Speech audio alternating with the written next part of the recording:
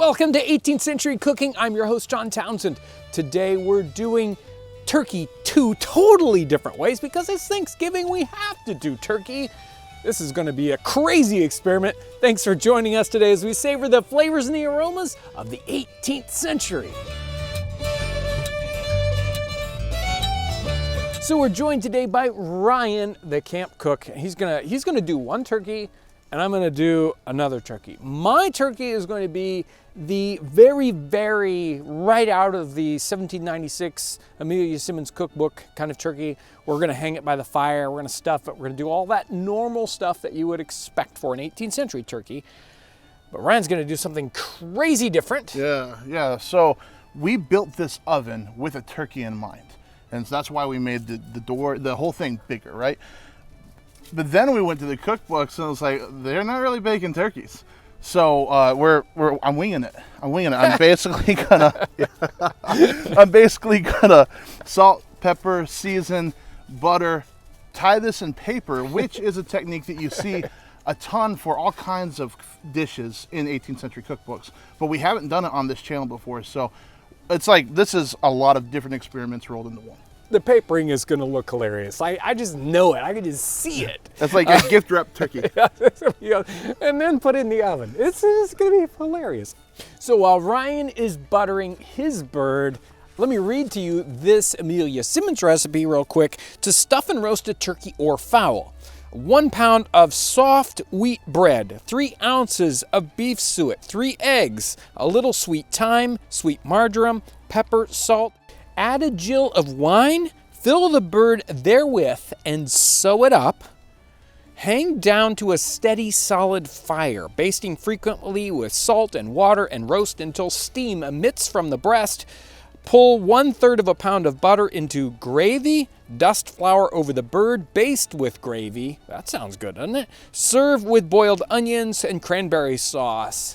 There you go. Pretty simple. So let me get started on this.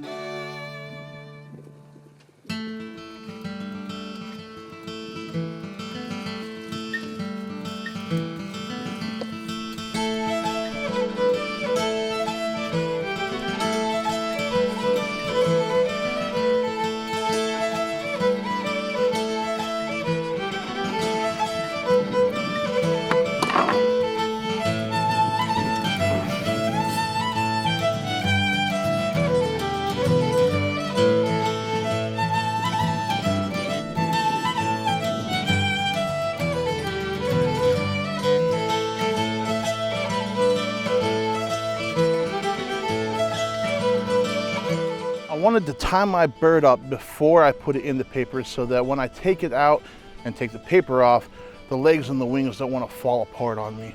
Got that tied up. Then I wrapped it in several layers of paper, depending on the weight of the paper that you use. It's just go by feel.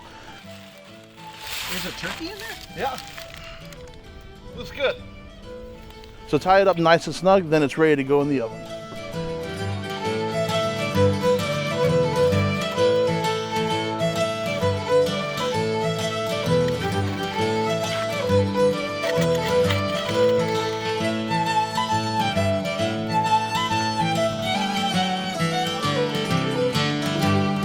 So how you feeling, Ryan? Good. Yeah. I mean, as far as the one in the oven, I don't think we'll know anything for a couple hours. We'll check it and see where I want to peek and see if it's like caught on fire or anything, because I don't know how that paper is going to every once in a while I just glance over to see if there's smoke rolling out of it. Yeah. This one, well, I mean, the whole fireplace is warm. Yeah. So I've had the fire going in here for 4 or 5 hours. The side walls are heated up, so the whole fireplace is acting like a reflector oven. Heat's coming off that wall, the back wall, this wall, and then we've got the fire here. So when we cook turkeys today, everyone thinks, oh, well, I'm going to put this in the oven. I'm going to bake it in the oven. We might even call it a roast turkey, but we bake it, right? So, it's not really a roasted one. But you don't see that in the 18th century cookbooks. No, I mean, I'm not going to say that it's not there, right? But I haven't found it for sure. And so I just think that for the most part, they were used to roasting meat, and by roasting, that's by the fire. When we hear roasting, we think a roast pan. If you don't have this big pan to put all that in, and then put that in the oven, which has a fairly narrow door for most ovens, then you lose all of those drippings. And you lose everything that can be made into a broth or a cullis later. In this case, you've got a pan right underneath it. It's catching all of that. Yeah. So I don't think that they were utilizing ovens for that kind of thing. There's also the issue of temperature. So the ovens today, you turn on the oven, you set the temperature at exactly 300 degrees, right, and it's going to bake it. It's going to bake whatever's in there at that 300 degrees for as long as you leave the oven on. Just that concept of reheating the oven, I'm willing to do that in this circumstance just because it's an experiment, right? And darn it, I want to make a turkey in that oven. That's one of the thoughts that we had coming into it. But as far as sticking to historic recipe, that's really playing with what you should be doing. So. Yeah.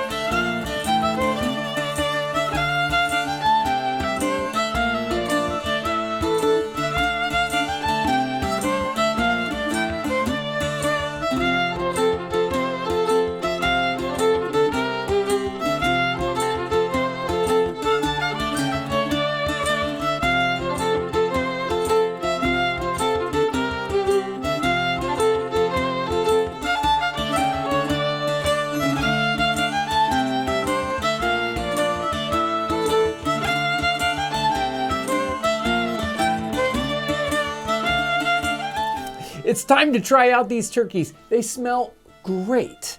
We have an extra person to help us out with the taste testing, Brandon the blacksmith, and we're gonna try out my turkey first. But before we dig in, I do wanna talk about this Thanksgiving that we're having this year. I know it's gonna be weird for a lot of different people out there in the world because of everything that's going on.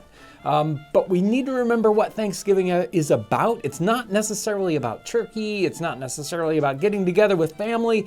It's about being thankful for all the amazing things we do have. So we do want to be thankful, regardless of whether we can get together in big groups or not. It's an amazing thing. So we've got my turkey. We're going to try it out first. Hey, cheers and happy Thanksgiving. Happy Thanksgiving. There we go. And now, the first turkey. Very good. That stuffing, whoa. This stuffing's really good. You can taste the wine in it. And strangely enough, the soup, which you think would give it a bad taste, really gives it a really good taste. I didn't get much skin on my piece of turkey. And what's interesting is the herbal flavors that he put in there are still really coming through. And a lot of times what you get with a turkey, or any meat really, is you've got your rub, and then you get much past the surface and you don't have a whole lot of those flavors, but it really permeated well. And also, I think the turkey benefited from having the stuffing in it, holding that moisture in, right? So even though we don't do that in a modern sense, it really helps the turkey not to dry out from the center. Right. You know. Yeah, and I don't know if there was something to the fact that it was hanging, and so the moisture is kind of coming down the whole time. Right. Okay, so that was the turkey that hung by the fire. Now it's time to try out the crazy experimental Ryan turkey. Yeah. Right? Yeah, so at the 2-hour mark or so, I took that turkey out of the oven. I took all the paper off of it, and I put it back in the oven for, I'd say, 40 minutes. And then I didn't like how it was coloring up, so I decided to put a little fire on either side of it so that it would brown a little bit better. And then before that fire went out, I closed the door so that the whole oven would just fill with smoke, and it would sit in that smoke for a little while. So let's see if it tastes smoky at all. You were just cheating, man.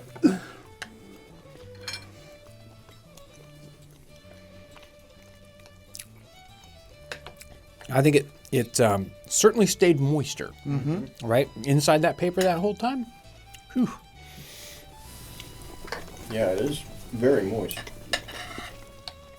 And it's definitely got a different flavor profile because of that smoking. It was nuts because it was the same spices went on both of the birds. Yes. But the smoke definitely comes through.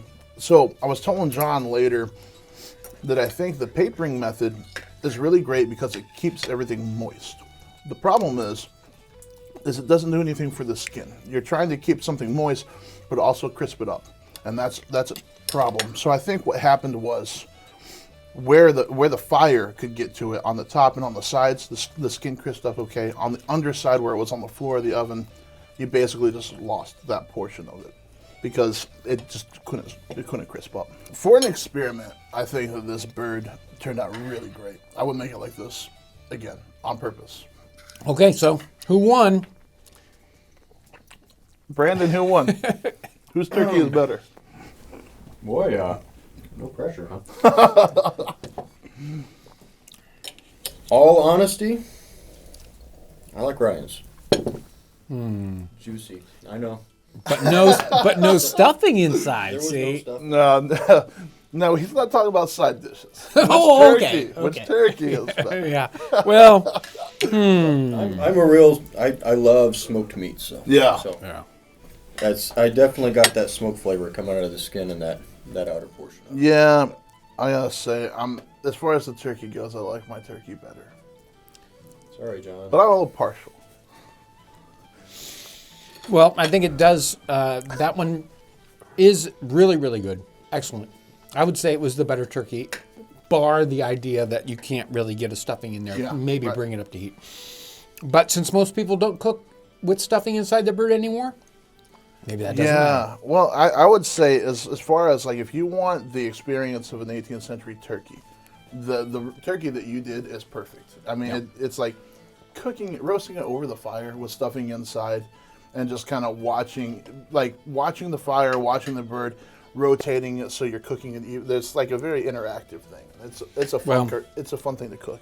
And you can cook them in a reflector oven. Yeah. Or if you've got a fireplace like this one, it almost acts like a reflector oven, bringing heat in from all three sides. Right. It is an amazing experience. So we've had a tremendous quantity of fun putting these turkeys together and trying them out. I think we learned a lot through this. So thank you guys for helping out. Thank you, Brandon, for coming in and I know it's a rough job coming in and testing out the turkey. So thank you for that.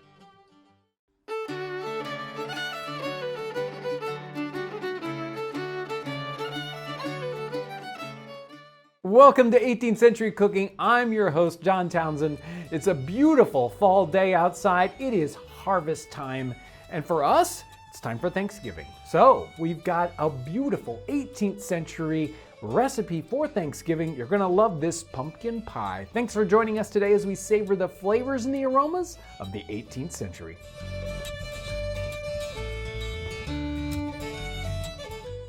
The recipe today comes from American Cookery by Amelia Simmons. This is 18th century. This is 1797. And Amelia Simmons has, in this particular cookbook, has an amazing number of Thanksgiving Day recipes. She doesn't call them out for that, but if you want roast turkey recipe, it's in here.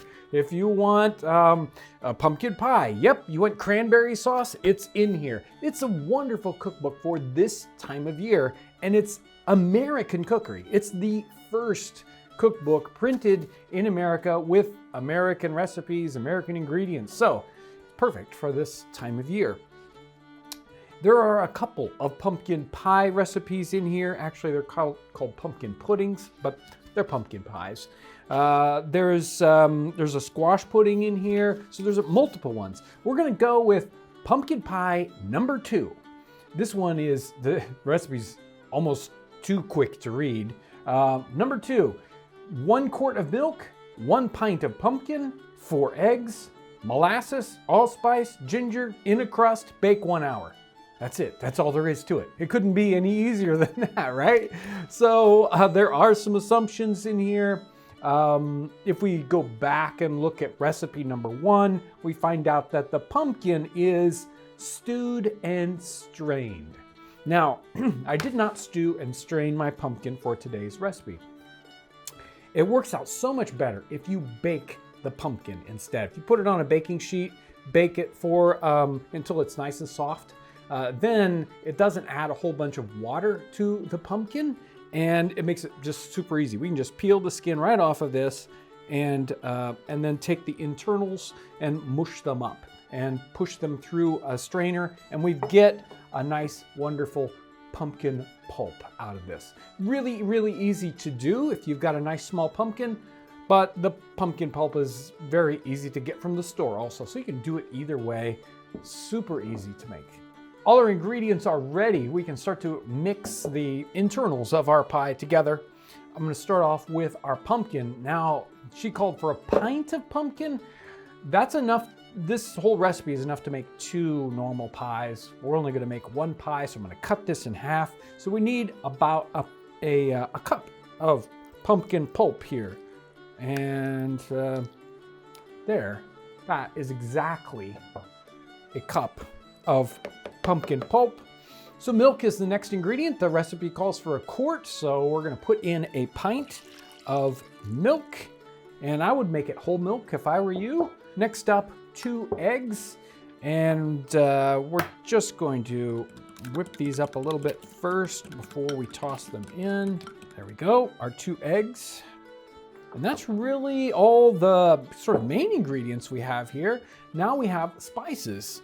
And it calls for ginger. Now, of course, there's no amounts. It's all about how rich we want this pie. This is the second pie. The first one had a lot more spices in it. So you can almost kind of judge by what's going on here that there's an inexpensive pie and an expensive pie. So we're doing the inexpensive one, as it were. We're gonna use a good bit of ginger though. It's one of the least expensive spices. And then allspice also, again, one of the lesser expensive spices in our time period. And we're gonna go whole hog here and just put a whole bunch in there. I really wanted to do recipe number 1 because it had nutmeg in it. We're just gonna cheat and we're gonna put nutmeg in this one anyway. As long as you don't tell anybody, it'll be all right. So all the ingredients so far have been just very, very typical in your standard pumpkin pie recipe of today. Maybe molasses isn't something that you've normally put in a pumpkin pie, but that's in this recipe. And we don't have an amount. It's how kind of sweet we want it to be and how much molasses flavor we want to come in here. I'm gonna go with about 1.5 teaspoons. Just a little, there we go. 1.5 teaspoons of molasses. And that should give us a little bit of sweetness, not too much. And let's get this really mixed well.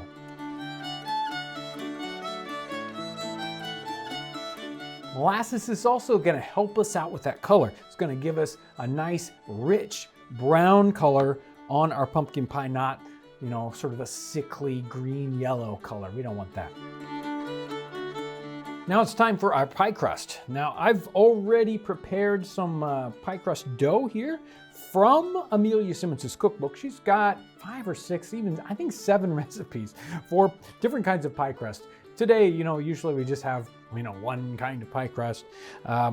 This one has some egg in it, which is not what I usually put in a pie crust, but this will be fun.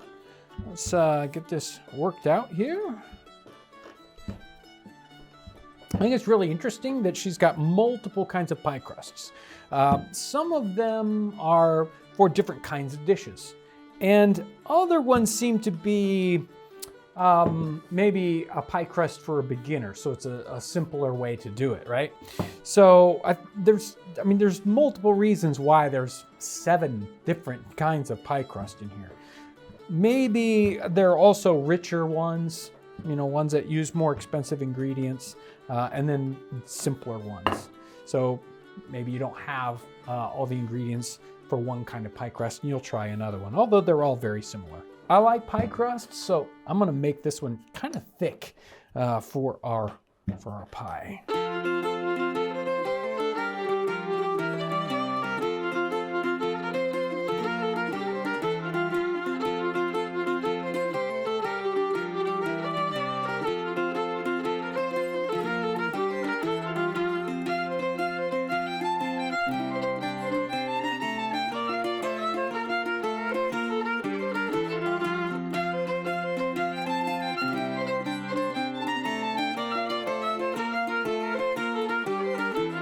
So the filling was sitting there while I was working on the pie crust, and it can kind of want to settle.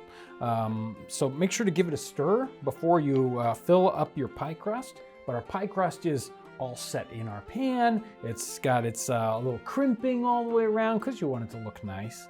And we've stirred up our filling, so now we can pour it into our pie crust.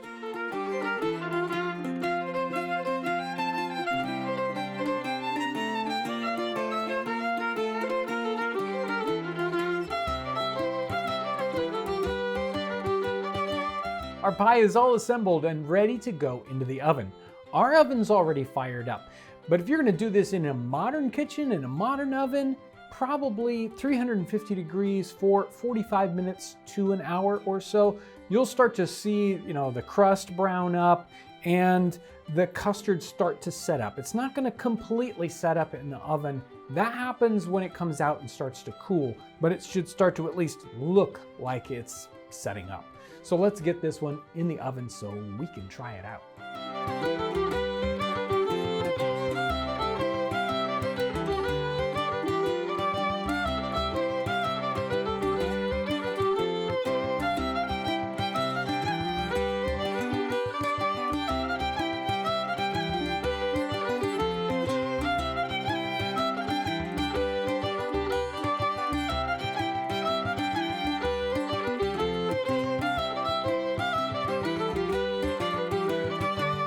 Well, our pumpkin pie turned out. It's sliced up very, very nicely. It's still slightly warm, and yet it's still held together exactly like it should have. If we let it cool off, which I didn't want to wait, it would have sliced up even better. Got a wonderful color, smells tremendous, and hopefully the taste is the same on this guy. Nice little custardy consistency on the inside. I think I made the right call with the amount of spices. It's got some nice spiciness to it. Probably not as sweet as you might be used to on a pumpkin pie. Since the sweetener is just the molasses, I didn't put a whole lot in there, because if I did, it'd bring in a whole lot of molasses flavor that maybe I don't want. So it's not too sweet. Normally, I like mine with a lot of, fluffy whipped cream on the top of that, and that can help that. I think it's got a tremendous flavor to it, and the crust turned out great too. I think that's a 10. It's a really good pumpkin pie. Really happy with how that one turned out. This would make, and it's got a, sometimes you get pumpkin pies that have too thick of a consistency, like too hard. This one is light and fluffy, even though it doesn't have some of those things that you would expect to make a pumpkin pie light and fluffy. This one really really, really good. I really like it. So this recipe did not call for the nutmeg, but we put some in anyway, and that definitely was the right call. Could have probably even put in more, because that's really the best part of a pumpkin pie. So don't miss out on the nutmeg in your pumpkin pie. This one is definitely an 18th century pumpkin pie. 1797, Amelia Simmons. She did a tremendous job of giving us a pumpkin pie recipe that we could put in our Thanksgiving Day meal. So hopefully for your Thanksgiving Day meal, you can have one just like this. I'm sure you will enjoy it. Thank you so much for coming along. We try out all kinds of different things, and sometimes they work out, and sometimes maybe not so much. Usually though, they're definitely worth the experiment, and boy, this one is good.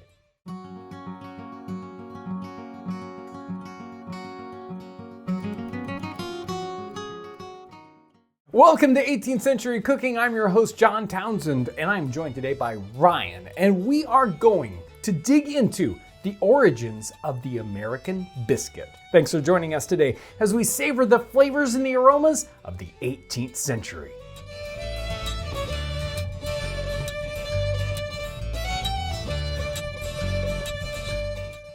Our friends at White Lily Flour got a hold of us and they wanted to do a collaboration video. We were really excited about it because they have a great product, but we didn't know the best way to serve them and us. We settled on a biscuit, but that gets really difficult in the 18th century. So I started to talk to John and say, how can we tie this in?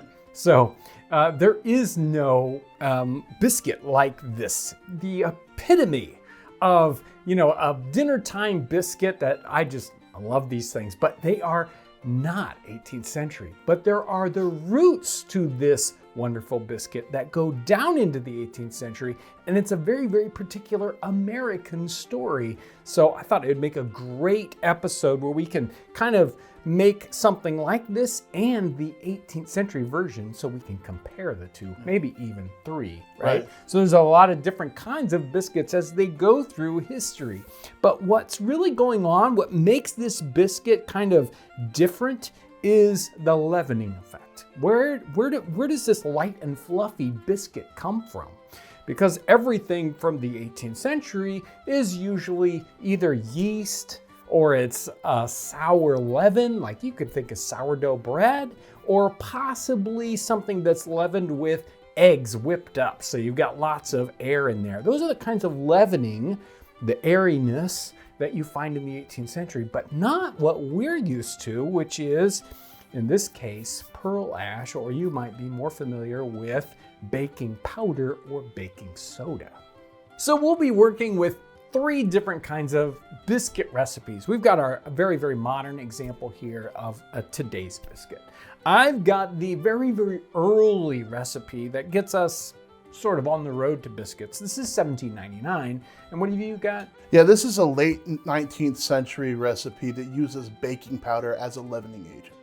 So between these 3, we'll kind of hit that timeline of sort of proto-American biscuit, right? And then biscuit as the 19th century, Civil War, and a little bit later, and then the classic, today's biscuit. We'll be able to see what the differences are like in how you make them and what they taste like. I wanted to take just a moment to talk about White Lily Flour. So recently we were contacted by the folks at White Lily Flour. They said they enjoyed what we were doing on the channel and they thought we might enjoy trying out some of their flour. Communicating with the folks at White Lily Flour has been wonderful. They sent us a batch to try out and we thought, let's put it to the test. All the biscuits that we're making in this episode were made with White Lily Flour, and we use a lot of flour on this channel, and this has been some of the best flour we've ever used. I encourage you to try this flour. For more information on White Lily Flour, visit whitelily.com.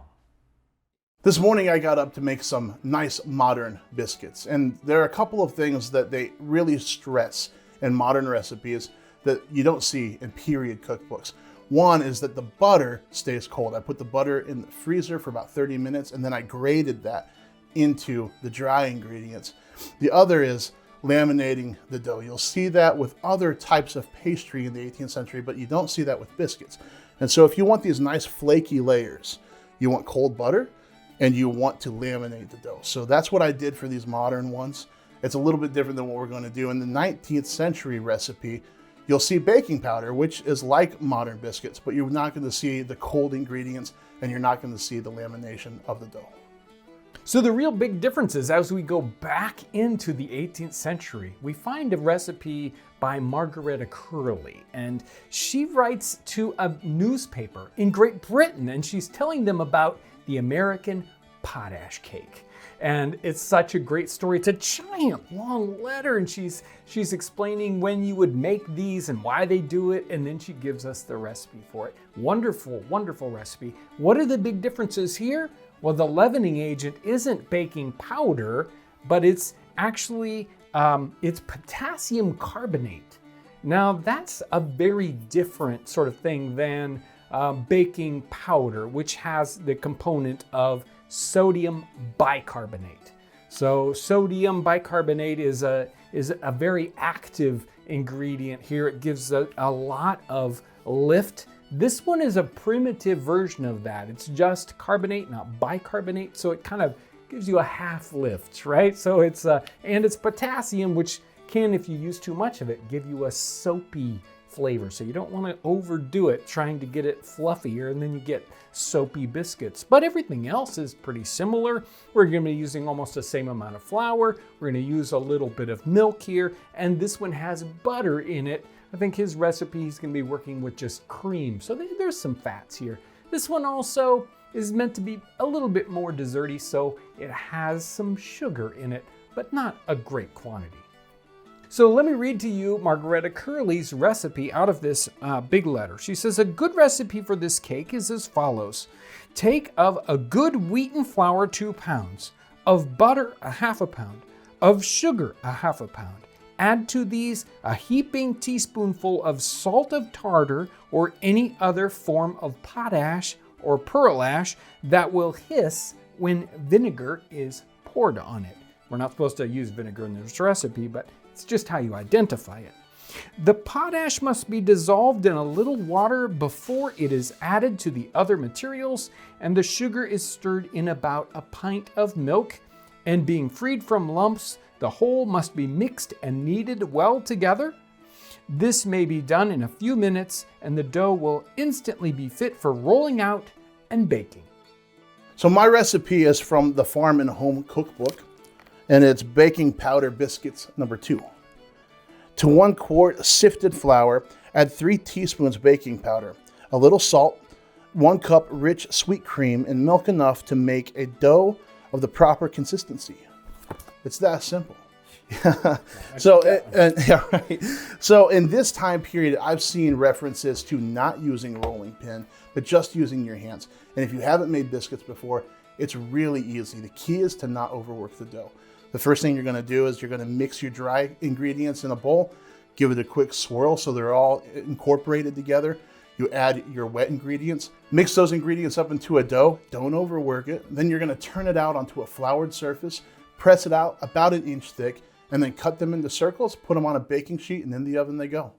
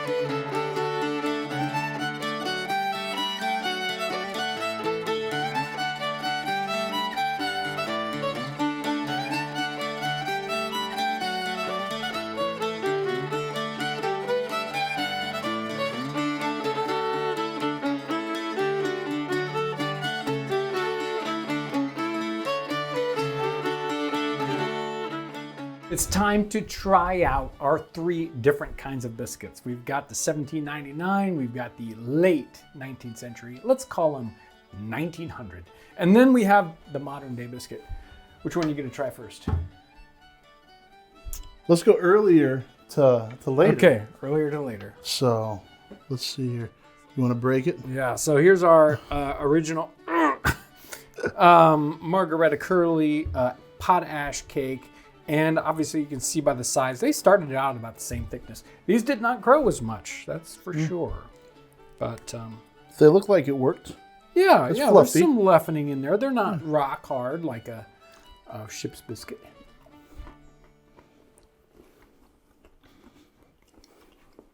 These have some sugar in them. Just a little bit sweet, not too much. These are really good. Now this recipe did not have any salt in it. And you can definitely tell that it probably needed a little salt. She expected some of that. If you use sodium bicarbonate in here, you can get some of that sodium from it, and you get a little bit of salt flavor even if you don't add salt in a soda biscuit. This one just has the potassium. It's even better with the butter. What isn't? Yeah, exactly. Really good though. These baked the same amount of time. Both of the biscuits we were working with. Yep. You can tell though what's happening with this one. If you look real closely at some of these biscuits, you'll see that they're starting to crack open. So the leavening only starts to act when it's heated up. So if the biscuit starts to bake on the outside, it gets hard, and then it starts to expand, and you get cracking. Right. Whereas these, we could see them starting to rise even before we put them in the oven. Right. And then they rise even more when they're in the oven. Right, so baking powder is sort of double acting. Yeah. As soon as it gets wet, the acid starts to react with the baking soda that's built into that, and they start rising just as soon as they get wet, but they rise some more when they heat up. They look a ton different on the Yeah. inside. Yeah, so definitely fluffier. Yeah. Right. The outside isn't so hard. They're not getting those layers that we talked about with the modern biscuit. Kind of, maybe a little bit, but not so much. Tastes like a breakfast biscuit. It does. Yeah, this one, the one from the 18th century had that sweetness that felt like it could be a snack or a dessert or something like that. But this is, when you taste this immediately, I think you're like, "Where's the sausage gravy?" This is a breakfast biscuit. Yeah. Very, very good. But you can see there's definitely a evolution as we're working here, lighter and fluffier. We got a little bit more salt, a little more savory flavor in it. The final biscuit to test this is the, well, where would you find this? I mean, if you look up a biscuit recipe, if you just Google one, you'll find a biscuit exactly like this. This is what people want when they think biscuits in 2021. And already it doesn't just like break, it kind of like bends and tears. And we get these tons of layers, wonderful flaking layers and flakiness. Right. Much more delicate. We have more natural sort of a buttery saltiness in here. Does this have butter in it? Yeah. Yes. Quite a bit, actually. Yeah, it's this is a lot like if you got a can of biscuits and you weren't going to make them homemade, and it's like a can of whatever brand biscuits, popped it open, baked them. You're going to get something like this. I feel like the 1900 one is more like maybe what my grandmother would have made. And it doesn't have those layers. It's a little bit more dense, but it still has the salt. But yeah, it's really good. So the interesting take on all of these is that they're meant to be a fast bread-like item. You don't take hours and hours to make these. You just whip them right up. She even mentions that in the 1799 recipe. She says, oh, you have guests come over and you didn't expect them. You don't have time 4 hours to bake a loaf of bread. You need bread right away. And that's why they invented these. They invented them to be a quick bread-like thing to give your guests. Yeah, I wonder if that's why some of them you'll see more ingredients than others too. Like these 1900 one, it's just like cream, salt, flour. That's it. Yeah. Or a little bit baking powder, but Everything you'll probably have on hand because it's a pantry item. And you can just make it right away. Yeah. Isn't it great to see this 200-year evolution of a simple proto-biscuit that's not quite what we would expect to be a biscuit at all, as it changes into the 19th century, and then we get to our wonderful, fluffy, modern biscuit. I love this whole tracing food back through time to see exactly where it came from and the amazing American roots of our modern biscuit.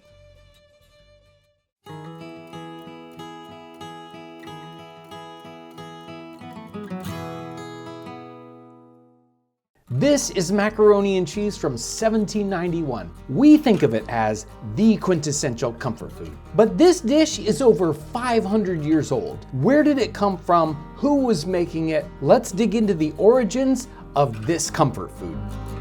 I love the history of macaroni and cheese. It goes back over 500 years. It shows up in 14th century Italian cookery, and it shows up in 14th century English cookbooks. That's very, very surprising. Let me try to read you this recipe. It's 14th century, so it's a little tough, but it says, take and make a thin foil of dough and curve it on pieces, and cast them on boiling water and steep it well. Take cheese and grate it, and butter cast thereupon, and above as lozenges or something like that, serve forth. It's probably something like cheese lasagna, but you get the idea. It's pasta and cheese together, and that's English cookery. When we get to the 18th century, macaroni itself, not just pasta, but macaroni shows up in English cookery. And usually it's used not as we would think of it as macaroni and cheese, but in things like macaroni soup, and sometimes in other dishes where they add a little bit to it as a spice of something special. But it starts to show up as macaroni and cheese in about 1769 in Raffles cookbook, and the recipe we'll be using is out of Fraser's cookbook, which is a little bit more Scottish, has a bit of a Scottish twist in it, and that's 1791. What happens when pasta gets, and macaroni specifically, gets to North America? And that's a great question. Jefferson is in Europe during the late 18th century. He's doing diplomatic work, and he's in France, and he gets introduced into pasta and macaroni specifically. He loves it. He wants to bring it home to America. So he brings home the recipes, and he even asks for a macaroni machine. Not just to make pasta, but to actually make tube macaroni. In fact, the way it's made, it probably even makes elbow macaroni, which is hilarious. He starts to cook this in North America. He even serves it at a state dinner. And one of the people writes in a letter later on, he didn't like it so much. It wasn't a big hit, at least for that guy at the state dinner. Macaroni and cheese, not so much. While macaroni and cheese wasn't a hit with Jefferson's guests, it does enter the American cuisine just a little bit later. 1824, Mary Randolph, in her Virginia Housewife Cookery book, she has macaroni and cheese. That's probably the point that it actually gets popular. Elizabeth Raffles' recipe in 1769 is a bit like we would expect macaroni and cheese, but I wanted something a little bit special. So this recipe from 1791 is maybe like restaurant macaroni and cheese. A dish of macaroni. Put 1/4 pound of macaroni in a munchkin of milk. Stir it on the fire close till the milk is reduced and add to it 1/2 munchkin of cream. When the macaroni is soft, take it off. Grate 1/4 pound of cheese. Season your macaroni with a little white pepper and salt, and put puff paste border around the edges of your plate. Put pieces of butter on the bottom of the plate, then some spoonfuls of macaroni, then the grated cheese, then some butter. Repeat these layers until your ingredients are all in, taking care to have a good deal of cheese on the top with bits of butter overall. Bake it 1/2 hour in the oven. So this seems like a wonderful baked macaroni. It's got lots of butter, so it has to be good, right? First step, let's start boiling our macaroni in some milk.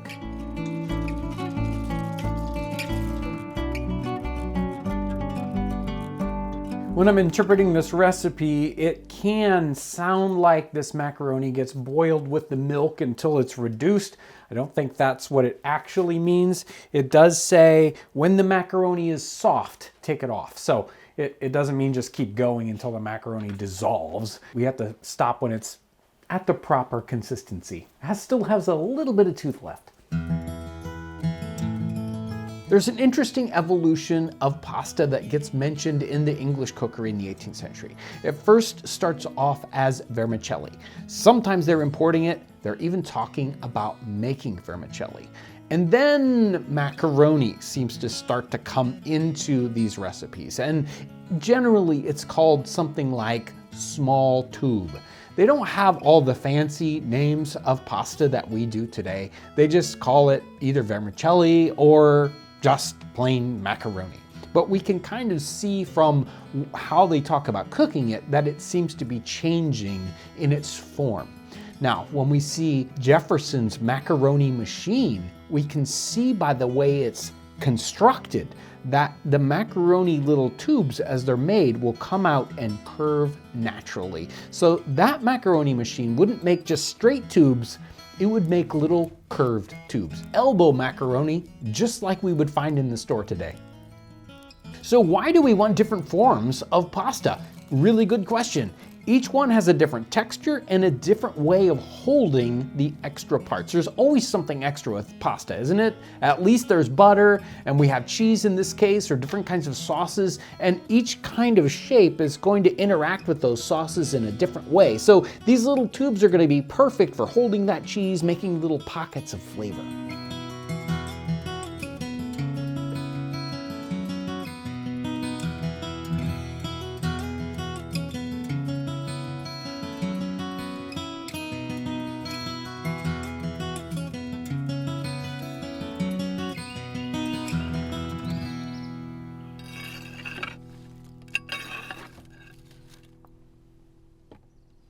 When we're researching macaroni in the 18th century, it can be very confusing because the term is used for more than one thing. Sometimes it's talking about pasta, but actually more often it's talking about people, the way they talk and the fashion, what they're wearing. There are people that are macaronis, they're called macaronis, or they are part of the macaroni club. And it's not because they eat pasta, it's because of how they talk and what they're wearing. This is the perfect comfort food because we enjoy it today. We're going to be cooking a dish that's 200 years old, 225 years old, and they were making almost the same thing 300, 400, and 500 years ago. Doesn't that look amazing? It is gorgeous, and the smells are incredible. It came out of the oven and it's bubbling underneath, and you can just smell the flavors before you even try them. All that cheese, all that butter, a little bit of pepper in there. I can't wait to try this. What I'm expecting is this wonderful saltiness of the Parmesan cheese, along with the creaminess of the butter and the cream that this pasta was boiled in. So it should be a little softer and have a special flavor to it compared to just boiled in water. The crust should give us a little different texture and soak up some of those special flavors. Here it is, macaroni and cheese from 1791. That is perfect. The cheese is great, and the texture is wonderful. I was worried about that. So good.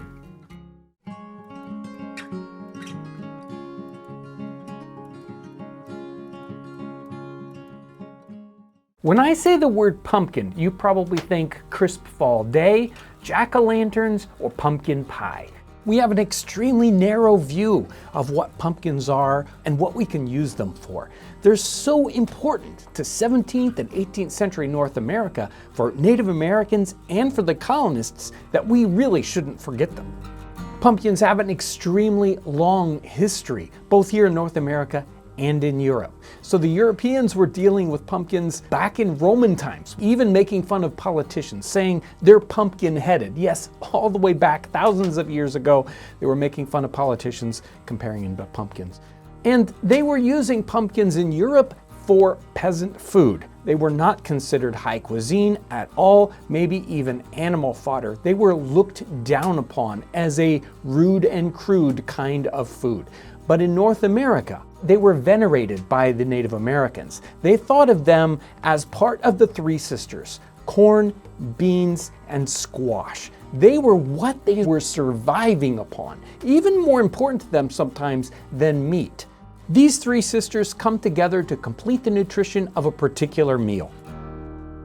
At the beginning of the 17th century, when Europeans come over to colonize North America, these Native American pumpkins become an incredibly important part of these colonists' nutrition. They really couldn't survive without them until their European crops could really get a foothold. So for years, it was pumpkins that really helped these colonists survive. That was the kind of thing that could grow and grow easily, and they got this concept from the Native Americans. This idea of eating pumpkins did not come from Europe. They didn't think that they were good, wholesome food, but they found out from the Native Americans that that was the only way they could really survive. One of the great things about these pumpkins is that they store. We think about pumpkins in a very constricted time frame. We think October, maybe November. We don't think about pumpkins again. But in this time period, you could store pumpkins for months, maybe 4 or 5 months. They would last you well into the winter. You just need to keep them from freezing. So the Native Americans would dig pits, they would line them with bark, and then store these pumpkins underground. And they would be able to get them out later on and cook them. They could also store them by drying the pumpkins. So the time of year that the pumpkins are ready to harvest is a perfect time of year when there's a lot of sun and the air can be very, very dry.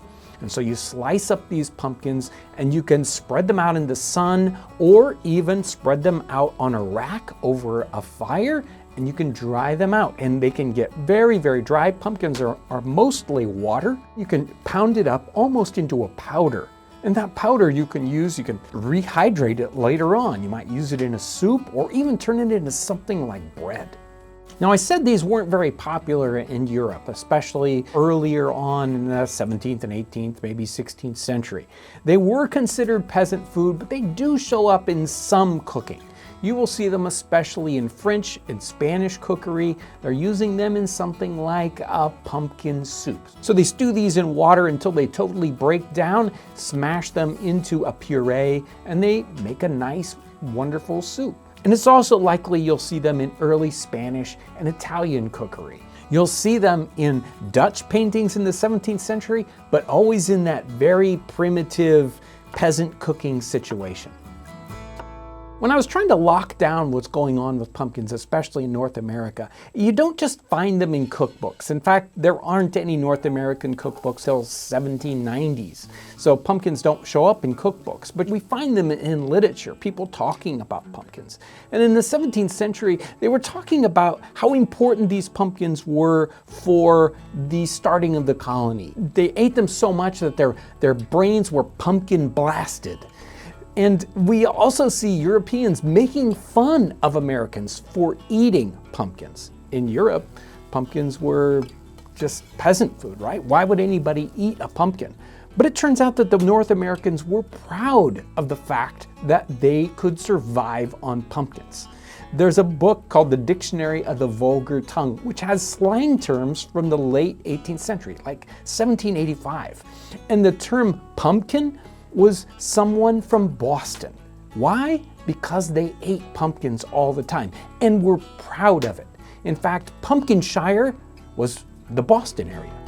Pumpkins were also looked down upon because they were considered a lazy man's crop, kind of like potatoes. Potatoes, you shove them in soft earth and you come back at the end of the season and you dig more potatoes up. Pumpkins are even better. You take one little pumpkin seed, you plant it in a mound of earth and you make sure it's damp, and then at the end of the season there's a giant pumpkin vine and it's got 20, 30, 50 pumpkins from it. You can almost survive half a year off of a single pumpkin vine. In our time period, they didn't really separate squashes and pumpkins out too much. They considered them all basically the same thing.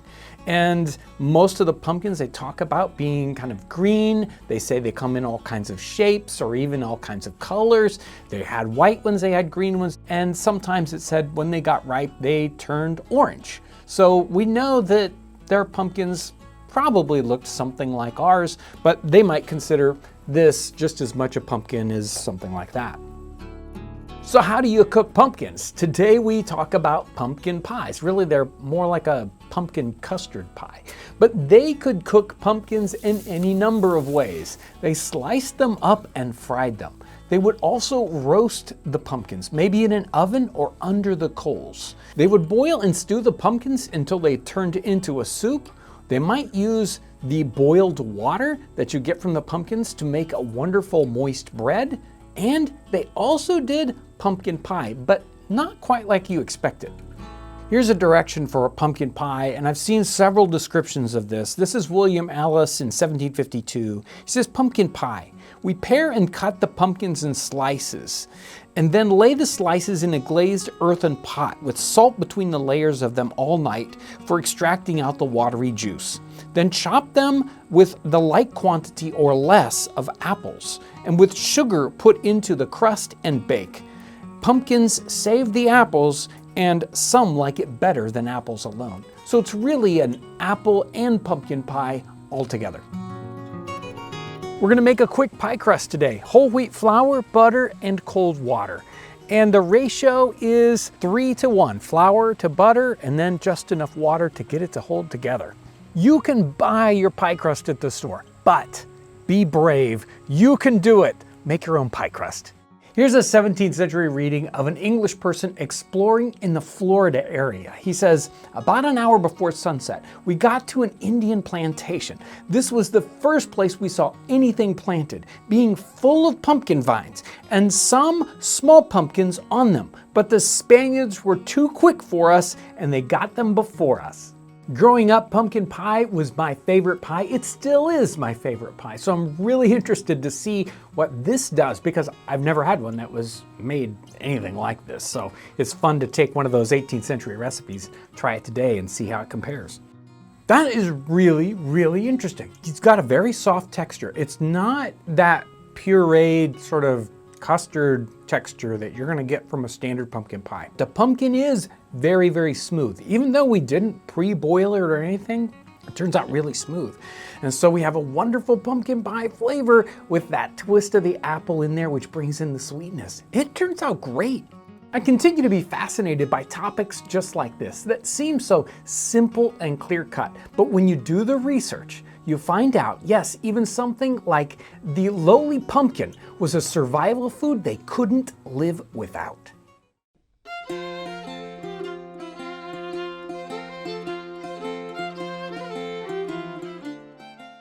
What is the real cornbread? If you ask people around the United States today, you will get so many different answers. Cornbread has to be sweet, or it has to be made out of white cornmeal or yellow cornmeal. Maybe it can't have sugar in it, or it has to be a particular shape. But my question is, what is the real cornbread from 250 years ago or 300 years ago? Now I know you're already jumping into the comment section telling us what your cornbread is. And for me, I grew up in northern Indiana, so cornbread is yellow, and for me personally, it came out of a little blue box. Cornbread is a dish of the Americas. Depending on how you look at it, cornbread has been made for literally thousands of years by the Native Americans. But what about when European settlers come to the New World? They have their own idea of exactly what bread is. Now that can be a diverse answer, but most people think of bread as wheaten bread. It's a large, fluffy loaf, and they come to the Americas and they don't have wheat. It doesn't grow well here, at least right off the bat, and so they have to work with Native American corn. Native American corn does not easily turn into something like wheaten bread. It is just not made of the right kind of stuff. The lack of gluten within the corn really doesn't allow the yeast anything to work upon, so you don't get these wonderful, nice air pockets inside of your bread. Now, interestingly, even within Great Britain, there were regions and cultures that had different main grains that grew there. So barley in some place, oats in another area, or rye. Now, these grains don't make very good bread either. And the people that grew those grains in those particular regions wanted bread, and they had to make a bread substitute with those. And they usually had to make do with oat cakes or barley cakes, something that most people wouldn't consider as bread. But those people that lived in those regions, they actually liked those types of bread better than wheaten bread generally, unless they wanted to look like they were upper class or middle class people that could afford the more expensive wheat bread. Exactly the same thing happens in North America.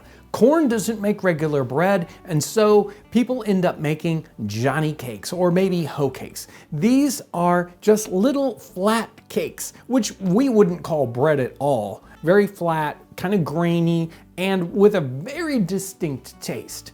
Now, most people still wanted real bread. How did they make real bread with corn? Now, there certainly is a distinction between cornbread and bread made with corn. These Europeans are looking for bread, the kind of normal bread they're used to, and so they're going to be making a bread made with some corn. But generally it's made with a combination of other grains, usually wheat or possibly rye, sometimes all three. When we look at the descriptions, and descriptions are all we have these simple ideas of, well, they made their bread with corn and wheat and rye, or they made their bread with corn and wheat. Sometimes they say they made their bread with just corn. But no matter how you try to make bread with just corn, it really doesn't turn out to be anything like what they would call bread. As ubiquitous as bread made with corn was in the 18th century, the funny thing is we really don't have any recipes for it. There are no American cookbooks from the 18th century except for Amelia Simmons's little cookbook from 1796-97.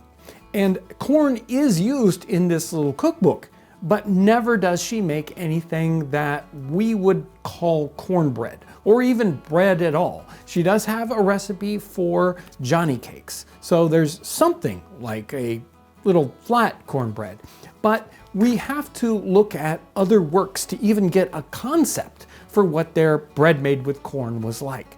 Our first real recipes that we get for bread made with corn or something like cornbread comes in the 19th century.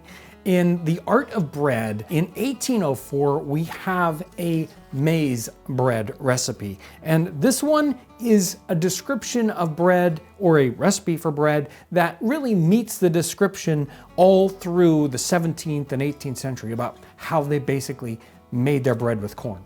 The recipe reads like this: take a peck of the meal of maize, mix it up with water, and boil it over a fire till it comes to the consistency of paste. Then take a peck of wheat flour and knead both together with a proper proportion of salt and yeast into a dough. Allow it to stand before the fire for 2 hours to ferment, and then divide it into loaves and put them in the oven.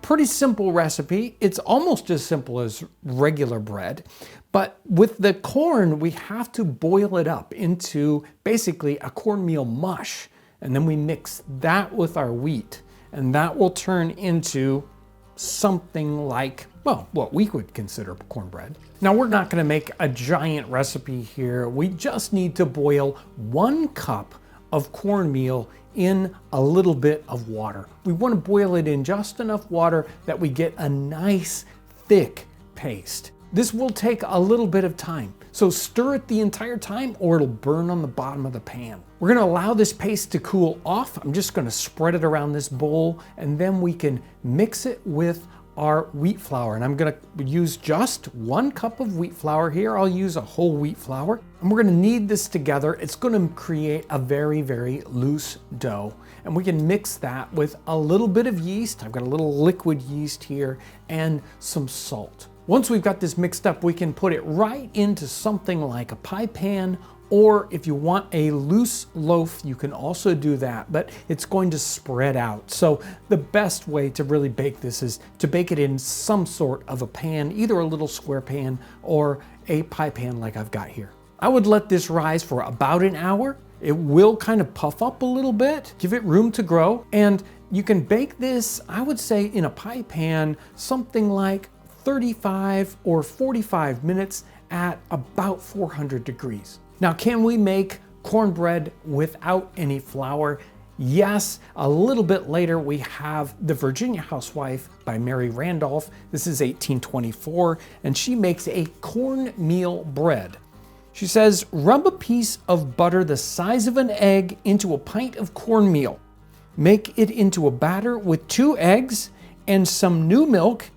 Add a spoonful of yeast, set it by the fire to rise, butter little pans, and bake it. This recipe seems to be the first one that gives us our classic concept of cornbread as we know it today. We're going to take that butter and rub it into our pint of cornmeal. We're going to add in 2 eggs and some new milk. Now, new milk, we probably just want to use regular whole milk in this case. Again, a spoonful of liquid yeast. A regular packet of yeast is going to work fine for this. We're going to set it by the fire to rise and bake it in those smaller tins. This is the real cornbread from 250 years ago.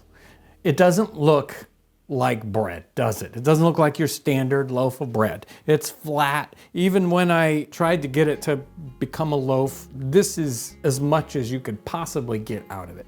In fact, there is one reference where they talked about making it and they would basically pile it up on the thing and it would kind of flatten out like this, and then they would put more on top of it and let it bake, and then put more on top of it and let it bake to try to build it up. It doesn't work very well.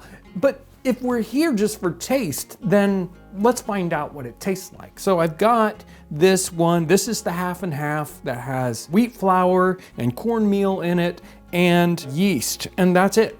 That's all there is to it. It kind of looks like it has a typical cornbread texture to it, and it does have some leavening in there. It's not just super dense, and it smells a lot more bready than you might expect. It does have a cornbread smell, but you know. And it's very, very flavorful compared to bread that we eat today. You know, even a whole wheat loaf doesn't have a whole lot of flavor to it. You put butter on it, you put other things on it. Bread by itself, other than the crust, doesn't have a lot of flavor. This is like crust all the way through, flavor-wise. You don't really end up with a true crust on it like you would a crusty bread. So this is the typical cornbread from 300 years ago. Now, if we go to the later cornbread, this is probably closer to what we would consider a cornbread, the Virginia Housewife. It doesn't have as bready a texture. This holds together as almost a bread. This is a lot more crumbly. I think it's a lot more like what we would consider some kinds of cornbread today. A little grittier, you know. Compared to so many cornbreads that you might have today, whether it's made from scratch or it's made out of a box, the trouble to go to make this one is definitely worth it.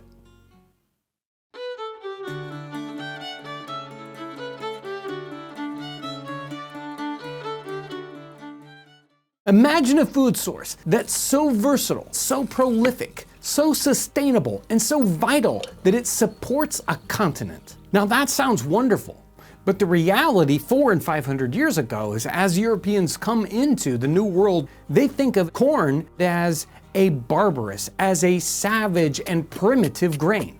Nothing could be further from the truth.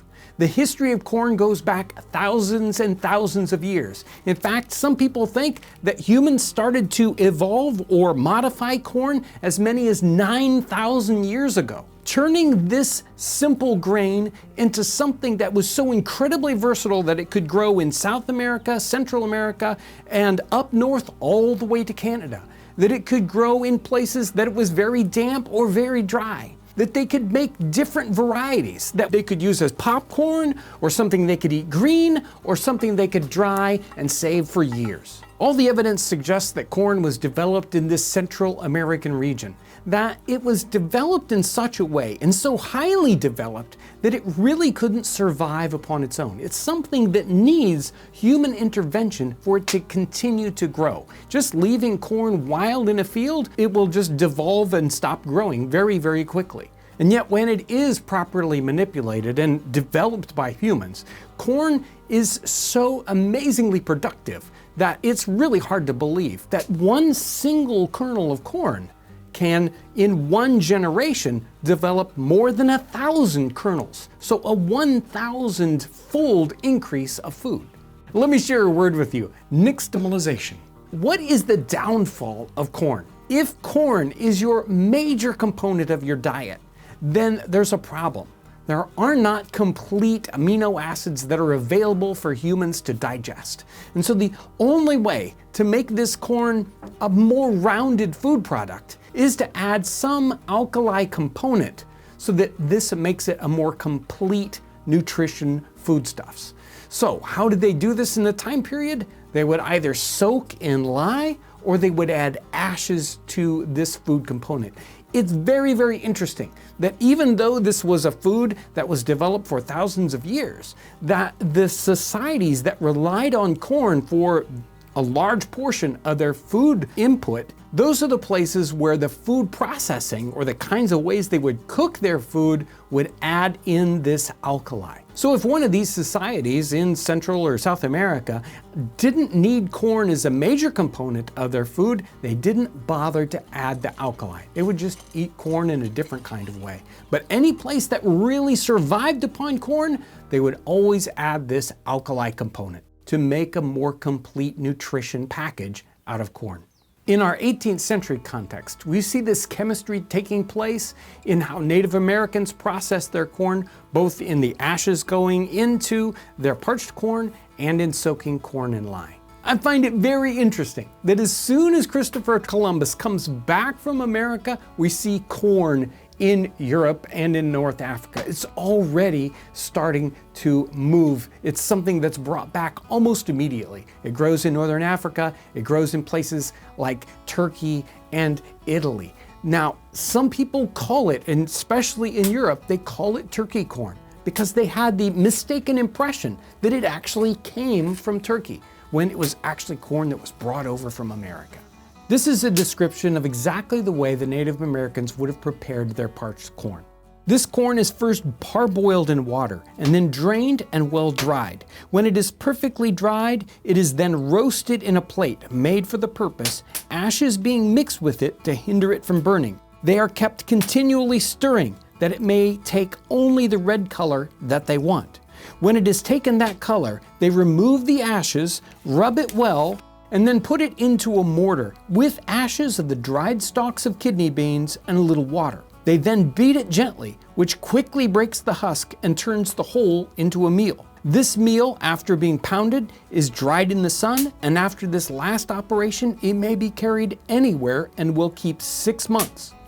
All of the recipes that we're going to make today are coming straight out of historical journals. These are foods that people were eating because they were in dire straits and there was nothing left to eat, or because it impacted them because of how good it was, or because of a ceremony it was involved with, or maybe something that they hadn't seen before. When John suggested this technique to me, this was something that kind of took me back because I haven't ever seen anything quite like this before. I was really excited to give it a try, to experiment with it. Hopefully we're gonna get it just right. We're using corn, obviously, in all of these recipes. This is dried corn. It's just simple, dried yellow corn. That's what we've got to work with here. Now, in this particular recipe, what they're talking about is taking this corn and parboiling it, and you're going to basically get it to puff up and kind of loosen up a little bit. This is corn that I have parboiled right here. And as you can see, it's wet. And it's gonna take a little while to dry out. And they put a lot of emphasis on all of this needs to be dry before you continue on to the next stage in the process. Once you have parboiled your corn and you've given it a chance to swell up a little bit, you'll notice that it's just kind of a little bit squishy to the touch. You're gonna set this aside to dry. And that's gonna take a while depending on where you are, how hot it is, the climate, that sort of thing. But you want all the moisture to dry out. It could take a couple of days. It might even take a week. I don't know, depending on where you are. But I've already set some aside to dry for the next step. But just make sure that you let it dry as much as you can. It needs to be very dry. And then we're gonna parch it. And when we parch it, we're gonna put this into a skillet. We're gonna turn that skillet up if you're using the stove at home, probably medium-high heat if you're over the fire. You don't wanna get too hot, you don't wanna burn it. but you want to continue to draw out the remaining moisture. Even though it feels dry to the hand, there's still some moisture in there. And what happens when you parch corn is it begins to swell as it heats up and it pops. It's not gonna pop like popcorn, but it's driving that moisture out, and the husk around the corn is gonna crack. It's gonna pop just a little bit. You're gonna hear it audibly, and you'll even see some bouncing around going in the skillet. If you're doing it in your house, you might wanna have a lid close by just in case it pops a lot, because it can sometimes. When we parch it, A, gets all the moisture out, and B, it softens it. It kind of cracks that open, and then you would be able to take something that you couldn't just chew on, and then you would be able to chew on that. Some people even take parched corn, put some salt on it, and eat it like a snack. But what we're gonna do is we're gonna grind it down into meal. Our corn is parched, it's looking really great. We did not use any wood ash in the parching process. In this environment, we don't need to. Oftentimes over the campfire, you don't need to either, but we do see that in a lot of historical contexts that they sometimes do, sometimes don't. I don't really know what all the reasoning there is, but I knew that I didn't need to for this because I've done it before. There is another ash that they talk about in this recipe, and that is the ash from the stalks of kidney beans. And I have that right here. I've prepared that ahead of time. So we're gonna get some corn in the mortar, and we're gonna add a little bit of this ash. It doesn't give us any ratio, so we're just gonna have to eye this. And I'm gonna start grinding away. Our mixture is ready. Right here we have our cornmeal mixed with our ashes, and it's like a corn flour. That's what we've got going on here. In the reading, what they say is that when you want to consume it, you will mix 1/3 of the meal with 2/3 water, and in time it will swell, and it says in just a couple of minutes. This is mixed up well. It has definitely expanded. It's got a pudding consistency. Let's give it a shot.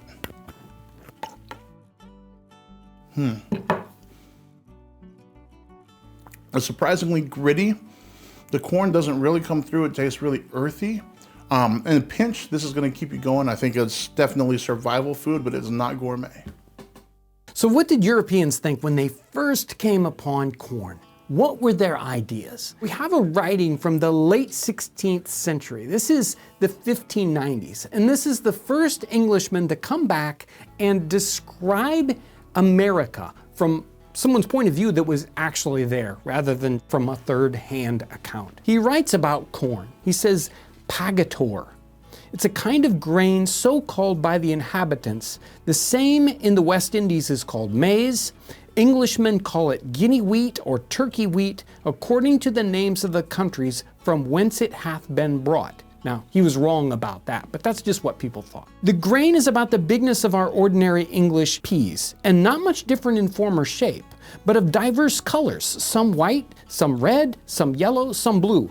All of them yield a very white and sweet flour, being used according to his kind, making a very good bread. He goes on to describe how they also make it into corn beer and corn ale, which I think is very interesting. Already in the 16th century, they're thinking about making beer out of corn. He goes on to describe the plant, how tall it grows, and he says how great an increase it has, how prolific, how much corn grows from a single grain. He sees amazing potential for this, but it's not like he's accepting this as a food source for Europeans right away. Fast forward 30 years, we go up to the Massachusetts area where the Puritans first land on shore, wanting to start the Plymouth colony. And they, at very first, land and find an Indian graveyard and a store of buried Indian corn. They take some of this, knowing that they might need it to plant the next year. The reality is when these Puritans come to the New World, their old world grains do not grow well here. It's very difficult in a brand new location to get something like wheat or barley or rye to grow well. They survive upon corn. They have to learn how to grow it from the Native Americans that are there. And we have a writing from 1636 where somebody's talking about these very first people having to survive on corn alone. For the want of English grain, wheat, barley, rye proves a sore affliction to some whose stomachs cannot live upon Indian bread, but were compelled to it until the cattle increased and the plows could go. He talks about how this corn it doesn't eat well. It doesn't work for the people, but they have to survive upon that because the other crops aren't working. Talk about providence. Imagine showing up in the New World and there are these Native Americans there and someone actually speaks English. No one's been along the coast here, nobody's settled in North America, and yet they run into someone, Squanto, who speaks English and can teach them how to plant corn, how to fish, how to survive in this new world. We can learn a lot about Native Americans and specifically how they used corn by various writings in the middle part of the 18th century. Both Heckewelder, who is a missionary to Native Americans, and Colonel James Smith, who's taken captive by Native Americans and adopted into a tribe. He's got this wonderful journal or memoir talking about his entire life. And he spends a lot of time with the years that he spends with the Native Americans. And he has to learn and survive to live in the wilderness just like they do. Here's a section of his book right after he's adopted into the tribe. He says, after this ceremony was over, I was introduced to my new kin and told that I was to attend a feast that evening, which I did. And as the custom was, they gave me also a bowl and a wooden spoon, which I carried with me to the place, where there was a number of large brass kettles full of boiled venison and green corn. Everyone advanced with his bowl and a spoon and had his share given him. And after this, one of the chiefs made a short speech and we began to eat. I've been rereading the journal of Colonel James Smith. I love this journal. It's one of my favorite journals in history. It's just so chock full of really interesting information. He's living with the natives for about 5 years and he's learning so much from them. This is my favorite reference to corn, and corn is mentioned so many times in this thing. But it's kind of beautiful. It's after the ceremony and they're getting ready to celebrate. They sit down and it's this really simple dish, but it just feels so homey. And I know that they were just the way that they were describing it, they were really loving this. And so it's gonna be really simple. We're gonna take green corn, and that's still soft corn, right here on the cob, and we're gonna cut it off. And we're gonna take our venison and we're gonna cut this up into small pieces. We're gonna put it with just a little bit of water and we're gonna boil it. We're not gonna add any spices. We're not gonna salt and pepper this thing because they didn't, in the book at least, they didn't mention it. And I don't believe that they had all of those things at that time to be able to spruce it up. So we're gonna keep it as simple as possible. We're just gonna let the sweetness of the corn shine through and let that venison be the meaty kind of stick to your ribs component. When they're talking about green corn, they're talking about what we eat regularly, like as a side dish, fresh corn that is soft. Corn on the cob, an ear of corn from your garden, corn out of a can, frozen corn that you get at the grocery store. All of those are examples of green corn where it's still soft, it's not dried, it's not something that's been stored away, but it is fresh, it's green corn. As important as corn was, it's interesting to see how it's interpreted and thought about by the people living in North America even 150 years, 160 years after they've started settling in the New World. So they've been using corn to survive upon, but what are they thinking about it within themselves? So here's a very interesting reading. This is from 1780. Joseph Plum Martin was an American soldier, and he was sustained upon a lot of corn products. In fact, sometimes it seems like cornmeal was the only thing the soldiers had to eat. But at one point, he's talking about a time when they were in a house and loyalists came into the house. They fled the scene and the loyalists were searching their house. They had left behind some of their food, and here's what happens. He says, when they could find, this is the loyalists, when they could find none to wreak their vengeance upon, they cut open the knapsacks of the guard and strew the Indian meal about the floor, laughing at the poverty of the Yankee soldiery who had nothing but hog's fodder, as they termed it, to eat. So these loyalists weren't from England, which I'm sure the English soldiers would have thought exactly the same thing. So here are some people within the colonies thinking corn is, hey, this is a staple and we're gonna survive upon it. And then other people who are living here saying that's nothing but hog's fodder, which is generally a typical way of viewing it from the European sense. It is very interesting to me that, yes, we are 160 years or 180 years after the first introduction of corn into the diet of these European settlers. And even after all this time, we have conflicting ideas about what's going on with corn and how important it is to the colonies. This is one of the most important foodstuffs in all of the colonies. It's fed to animals, it's fed to people, it's used on all the different socioeconomic levels. We have a letter that Benjamin Franklin writes to people in France in the 1780s, and they're having a problem with growing enough wheat for the amount of people they have. And he's saying, you need to adopt more corn, you need to use corn. And he goes into a great explanation of how it's grown and how it's eaten. He's pointing to this because he thinks it's important for the survival of even people in Europe. And yet we have people in the United States that still are shunning the idea of eating a great quantity of corn. And then other people who look at corn as the great inexpensive food that it is. They are proud that this very inexpensive food is something that they survive upon. They write poems about it, they write books about it. They think it's the most important thing for people to accept as a food and as a foundation for their diets.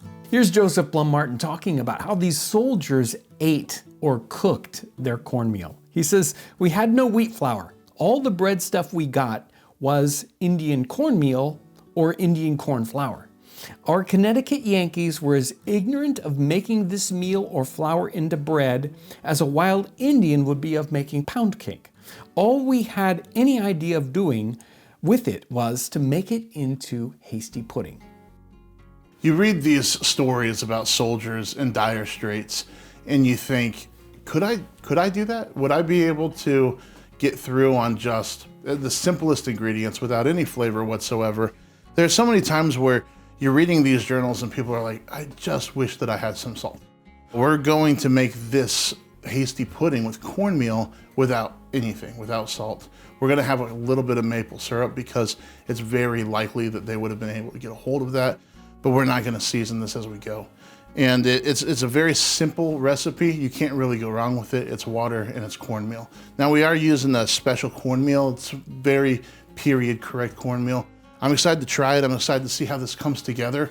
And really we're just gonna use 2 cups of water and somewhere between a 1/4 cup and a 1/2 cup of cornmeal, depending on consistency, and we'll know that as we're going. We're gonna make sure to keep it stirring the whole time. And as we add the cornmeal, we're just gonna add it a little bit at a time while we're stirring so that the boil continues to be happening. We don't wanna dump the whole thing in there and kill the boil of the water. We want it to continue to stay hot as we're adding the cornmeal. And then it's probably gonna take a good 15, 20, maybe even 30 minutes to set up right. And we're gonna stir it pretty much the whole time. When you're making this, you want a fairly coarse ground cornmeal. You don't want super fine. And if you want to get something close to period correct, there's Barnes Farm and Milling Company down in Salem, Kentucky. That's where we got this. We've gotten other ingredients from them in the past, and they've treated us really well. Make sure to go look them up. If you want to make anything with period correct corn ingredients, that's the place to go. Without corn, without learning about the plant itself, how to use it, even how to prepare it, the colonists wouldn't have been able to survive in North America. Without this commodity, they wouldn't have been able to survive. It wouldn't have been economically possible. It wouldn't even have been just physically possible. They wouldn't have been able to learn this unless they got this information from the Native Americans. The Native Americans who've been surviving on this food for hundreds, if not thousands of years.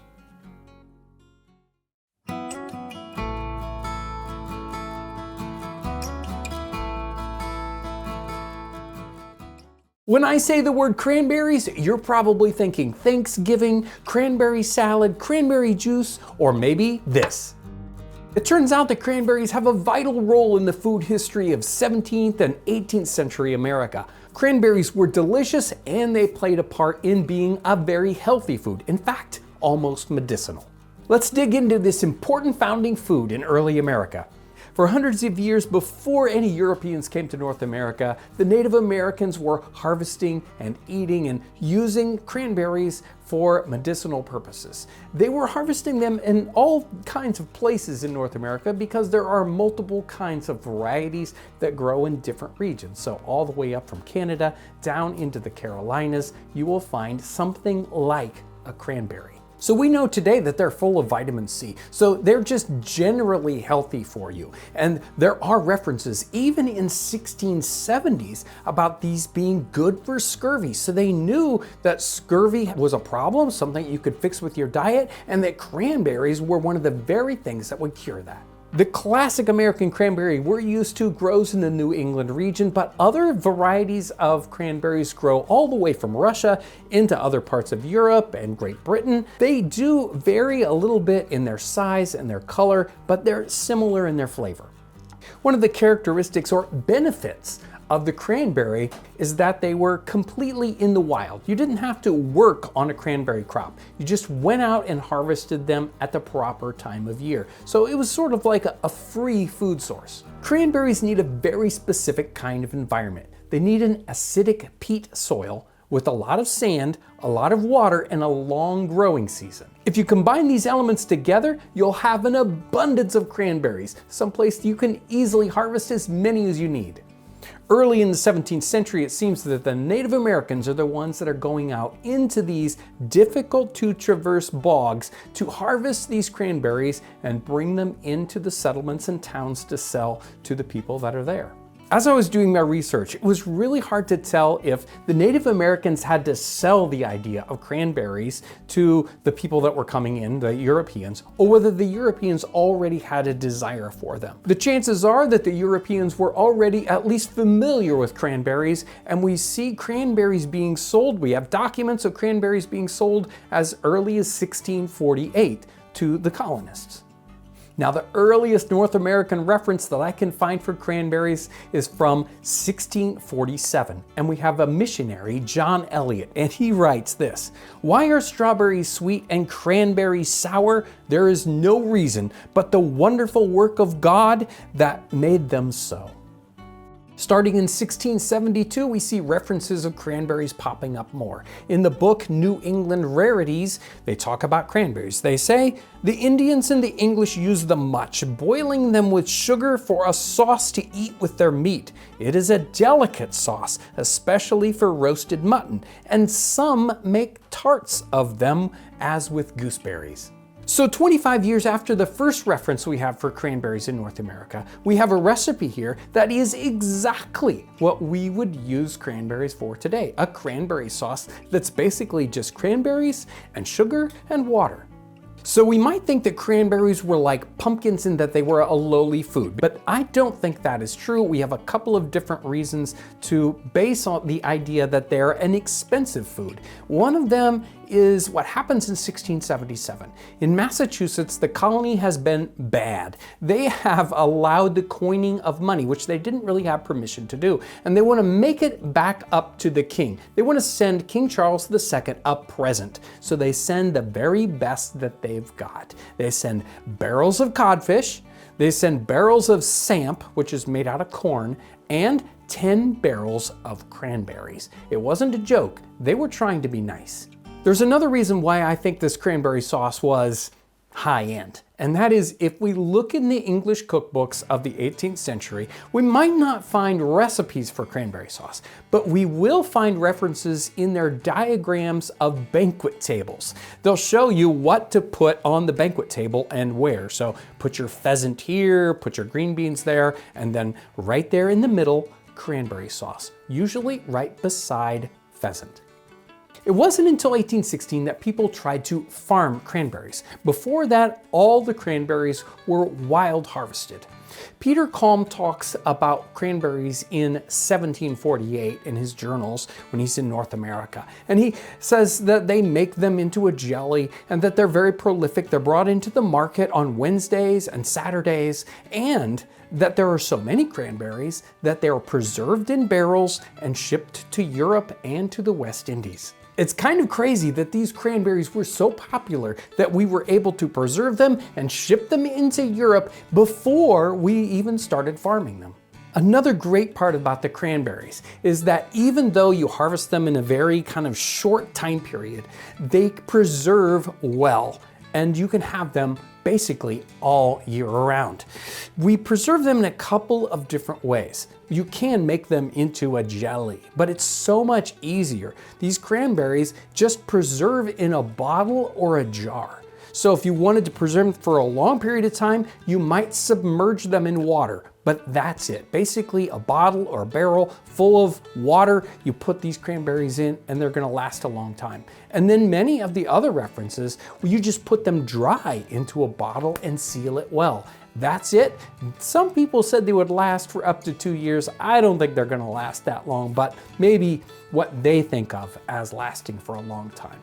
Also, they would last quite a while right there in the bog. Some people liked the cranberries better the spring after they were ripe.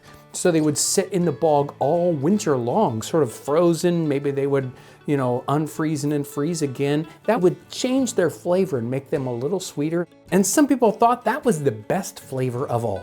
We're going to make the two most popular cranberry dishes of the time period, a wonderful cranberry sauce and a delicious cranberry tart. Let's go back to that 1677 journal and let's make a cranberry sauce. We're gonna take our cranberries and stew them. I'm gonna slice these guys in half, put them in water, and we're gonna simmer them until they release their juices. So today we can put any kind of sauce we want on our meat. We've got ketchups and barbecue sauces and all kinds of vinegar and mustard, whatever you want. The sky's the limit.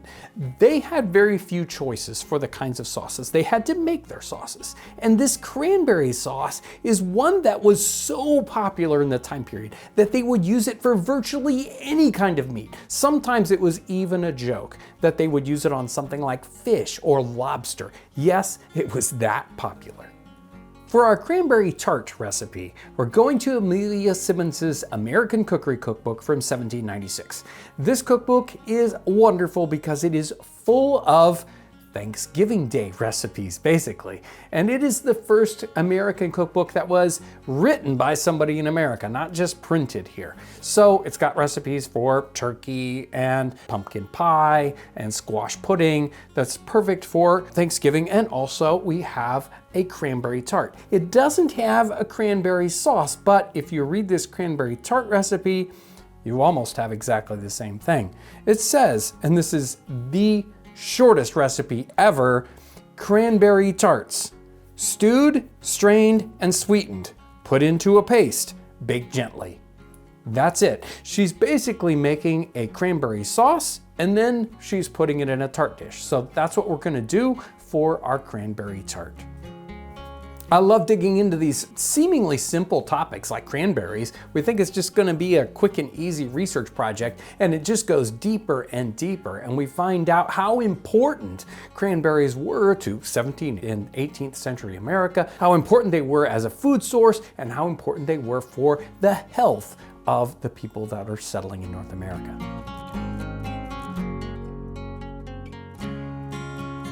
Our cranberry tart is ready to taste, and I think about this in the context of a meal in the 18th century and how right at the end of this meal you have this massive boost of flavor that comes in. It's just mind-blowing how intense something like this is at the end of the meal, and this is essentially exactly how we would make it today. Let's try it out.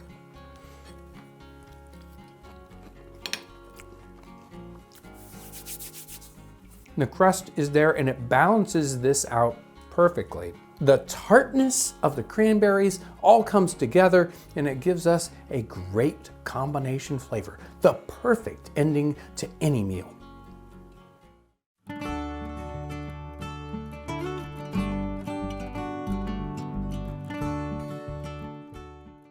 Welcome to 18th Century Cooking. I'm your host, John Townsend. And if you're like the rest of us, you have mountains of leftover Thanksgiving Day food, and you want to know what to do with it. Let's find out what they did back in early America.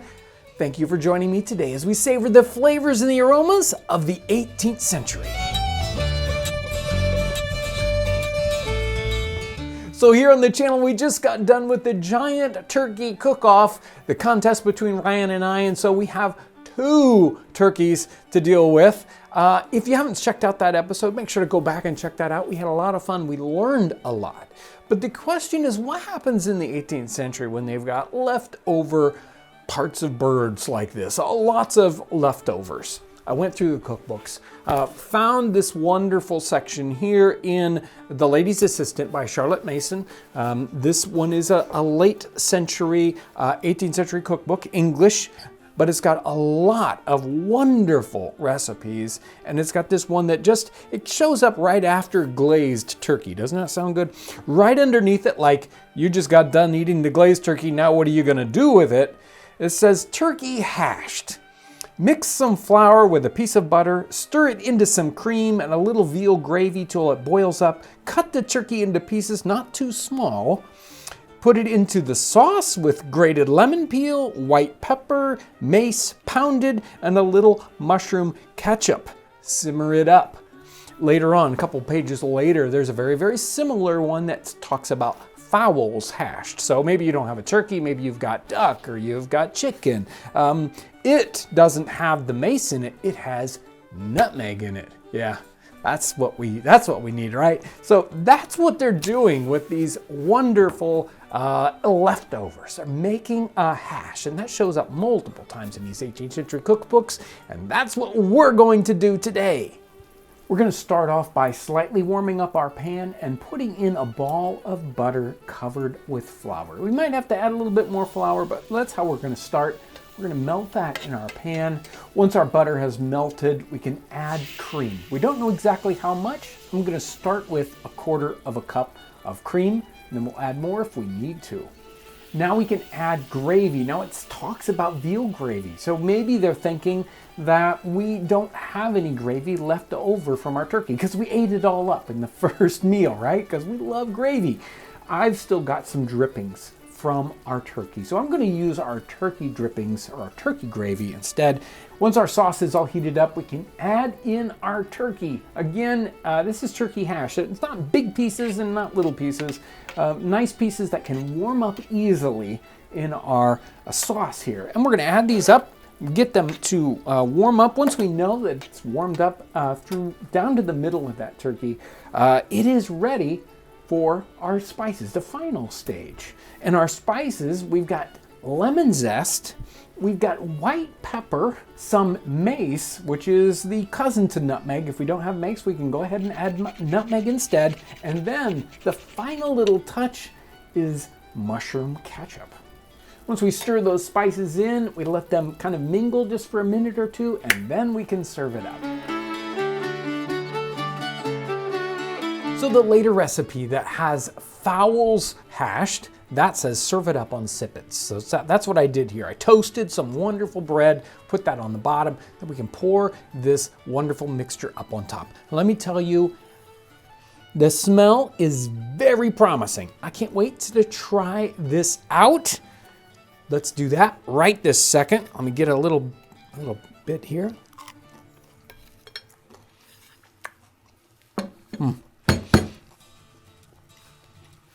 So good. So turkey by itself can be dry. It can, you can really have trouble with turkey. And even when it's moist, it can be a little tasteless. This brings it all out. It's really good. The gravy's all moist. We brought in all those wonderful drippings. Then we've got the butter, and the flour thickens it up so it's really nice and thick. And then we've got those spices that end up on top.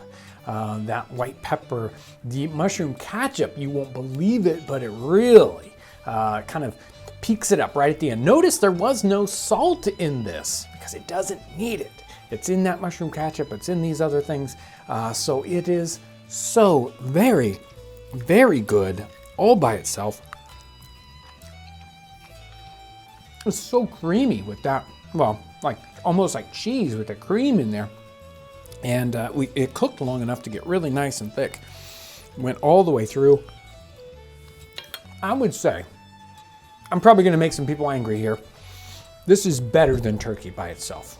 It's almost like, forget Thanksgiving, let's wait for the day after so we can make turkey hash. This is so good.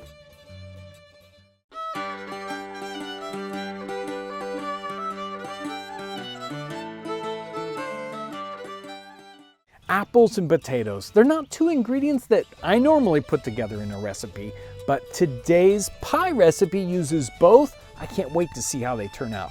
Thanks for joining us today as we savor the flavors and the aromas of the 18th century.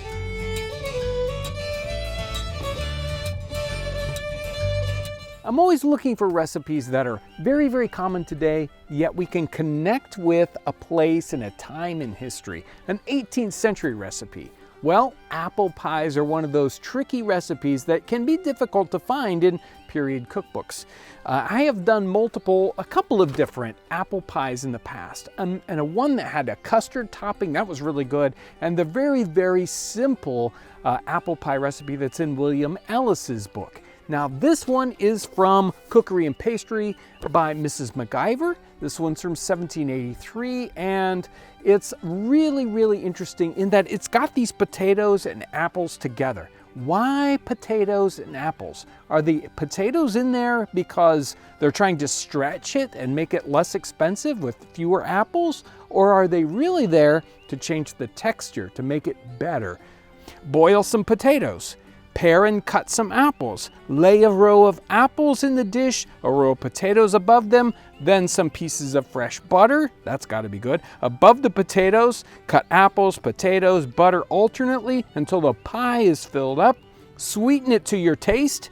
Take rather more apples than potatoes. It is much better of having a little citron or orange peel in it. Put a little water in all apple pies. Cover it with puff paste. Let's get started with the ingredients. Obviously, we need apples. Getting an apple variety that's exactly like they would have in the 18th century can be a little tricky. I'm gonna make it easy for you. Let's use a Granny Smith apple. That's something you can find in the grocery store today, and that's gonna be close enough to an 18th century apple for us. The recipe calls for boiled potatoes. Now, we don't wanna overboil these potatoes. They're just kind of parboiled.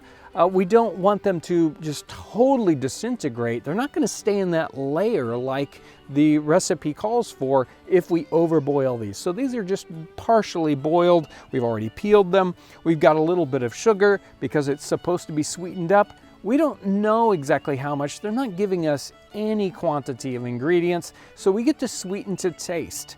In the 18th century, they probably wouldn't have used very much sugar. And of course, we've got some butter. So the orange here, just the orange peel that we need, it's the only thing that's really kind of setting this off as a fancy dish. Just the apples and the potatoes, that's a very low end kind of a pie here. So the orange is sort of what this sets this off. And it's even mentioned as an optional thing in the recipe. So if we were gonna make a fancy version, we're gonna put the orange peel in. If we're not gonna make the fancy version, we just leave it out. And of course, we need some pie crust. And it just mentions a top in this. So many times in the 18th century, these pies mention maybe just putting a little paste around the edge of the pie pan and then putting a top on it.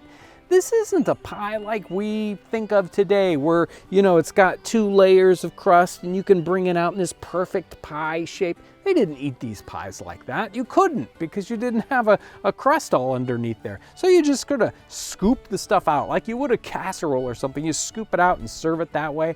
That's what we're gonna do with this pie. So we just have a little bit of paste around the outside of the pie pan, a little covering here. It calls for puff paste. That can be a little tricky to work with. We just have a standard pie crust, and we do have some pie crust episodes that you can go back and check out. The assembly of this pie is very easy. We already have our apples sliced up and our potatoes sliced up, very, very similar sized. We're gonna start off with a layer of apple slices, all nestled together here, all in one direction. We're gonna fill up that bottom, put on 1 layer of potatoes on top of that. We're going to add sugar, not a whole lot.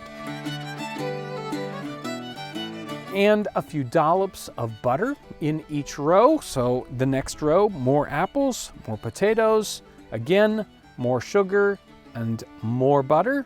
As we finish this pie, we do put one smaller layer of apples on the very top. She calls for more apples than potatoes. To finish this off, we have our orange peel. We're very carefully peeled off the very outer layer of our orange peel. We don't want any of that white pith that's on the inside of that. That's bitter. Slice this up into little tiny pieces and sprinkle this all over the inside of the pie. Let's wet our fingers and seal on the very top layer of pie crust.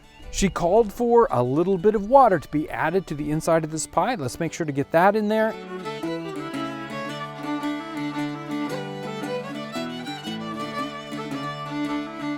I did go ahead and cut a small vent to release that steam. Today we're using our mud oven, and we've had a fire going in this all morning. It's up to a nice 450, maybe even 500 degrees. We're gonna slide this pie in and let it bake for 30 to 40 minutes. It really depends on how big the pie is and how hot that oven is.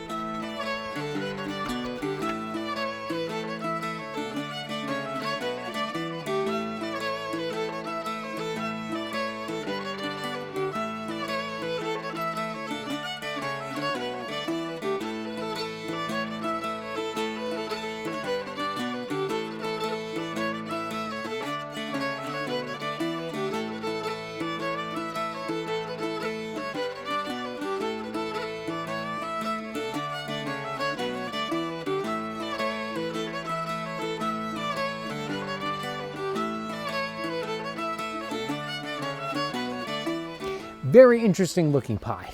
Definitely not the kind of typical apple pie look that we are used to, but it certainly smells like an apple pie. All the pieces are holding up pretty well in this pie, so I'm very intrigued about how the flavor turns out. So we're just going to try out a piece and see what we get.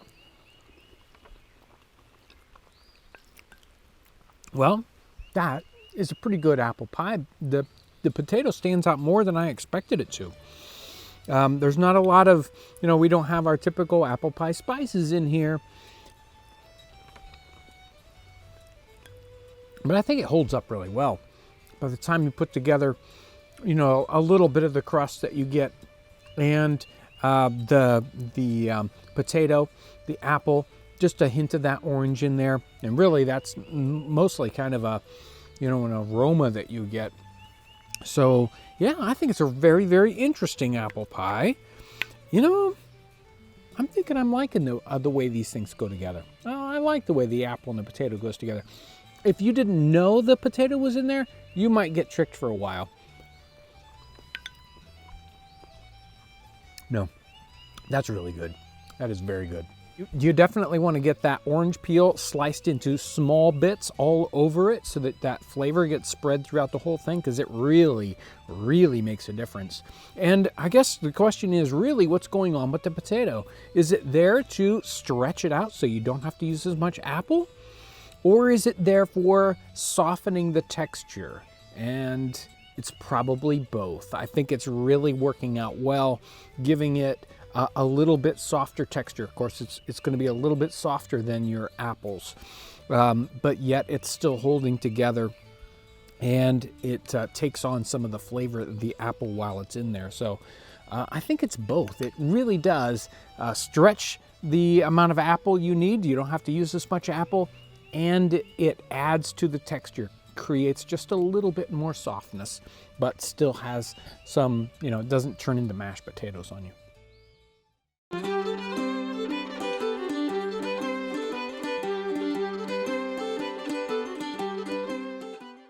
Have you ever had a recipe where you just needed a little something to push it over the top? That's what we're going to be doing today. A brown gravy from the 18th century. Thanks for joining us today. Now this is a recipe for a gravy. There are different kinds of gravy that show up in the recipe books in the 18th century. Sometimes gravy just means the juices that come out of a piece of meat while it's being cooked. and then you'll use that later on. And then other times you have a made up gravy, maybe that doesn't have the juices of a particular piece of meat in it. That's what we're going to be working on here. This is a made gravy. This recipe is from the 1787 recipe book called The London Art of Cookery by John Farley. Let me give you a quick run over this one. Brown gravy. Take a half a pint of water and the same quantity of ale or small beer that is not bitter. Cut an onion and a little piece of lemon peel small. Take 3 cloves, a blade of mace, some whole pepper, a spoonful of mushroom pickle, the same quantity of ketchup and an anchovy. Put a piece of butter the size of a hen's egg into a saucepan, and when it is melted, shake in a little flour, let it be a little brown.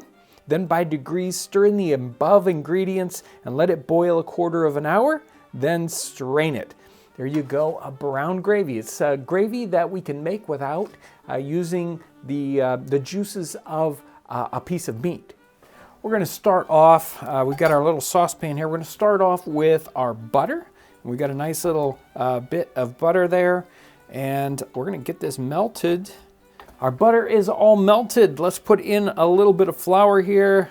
Just shake in a little bit. We don't need this to be a lot, but it wants it to brown up. So what we're making here is a simple primitive roux. It's not what they would have called it in the English cookbooks, but a little bit of flour, a little bit of butter. That's looking pretty good. We don't want it too thick. It's browned up just a touch. Now we can put in our onions. There we are. And I've got my little bit of lemon peel. There we go. We don't want to burn these up. A little bit of sizzle, obviously, might happen while we're adding these things. As soon as our onions start to look a little cooked here, a little starting to be transparent, we're going to add in our other ingredients. We've got our ale or our non-bitter beer. Stir that up a little bit. And we also have mushroom ketchup. I don't have any mushroom pickle, but I've got mushroom ketchup, and it called for ketchup, so we're going to add that.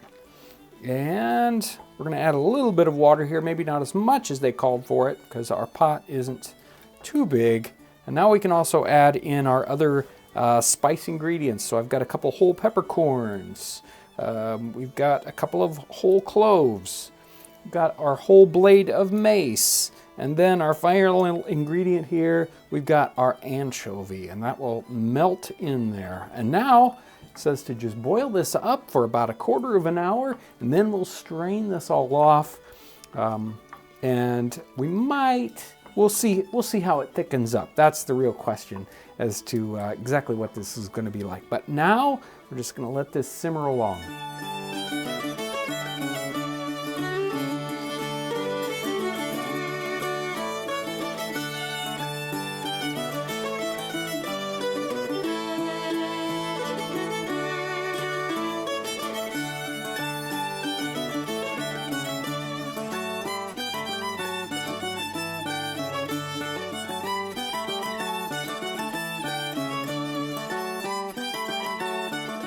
This smells tremendous for a gravy. I'm really interested to see. Let me test this out all by itself, and wow, it's got a lot of different complex flavors in it, and of course the mushroom ketchup in there really, stands out. I can't wait to try this. Let's try this out on the duck. The gravy on the duck. Let's find out just how this turns out. Now the duck is good all by itself. And if you're interested in that, make sure to check out that episode.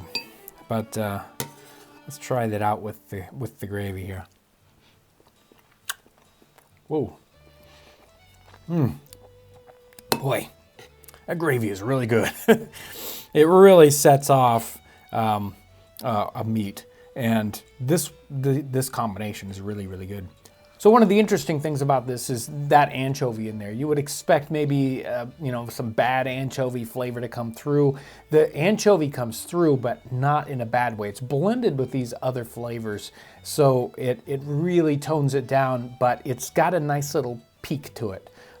This is a really good gravy to bring something up that might seem a little too dull. So wonderful flavors and just that little bit of bite to it, which I really enjoy.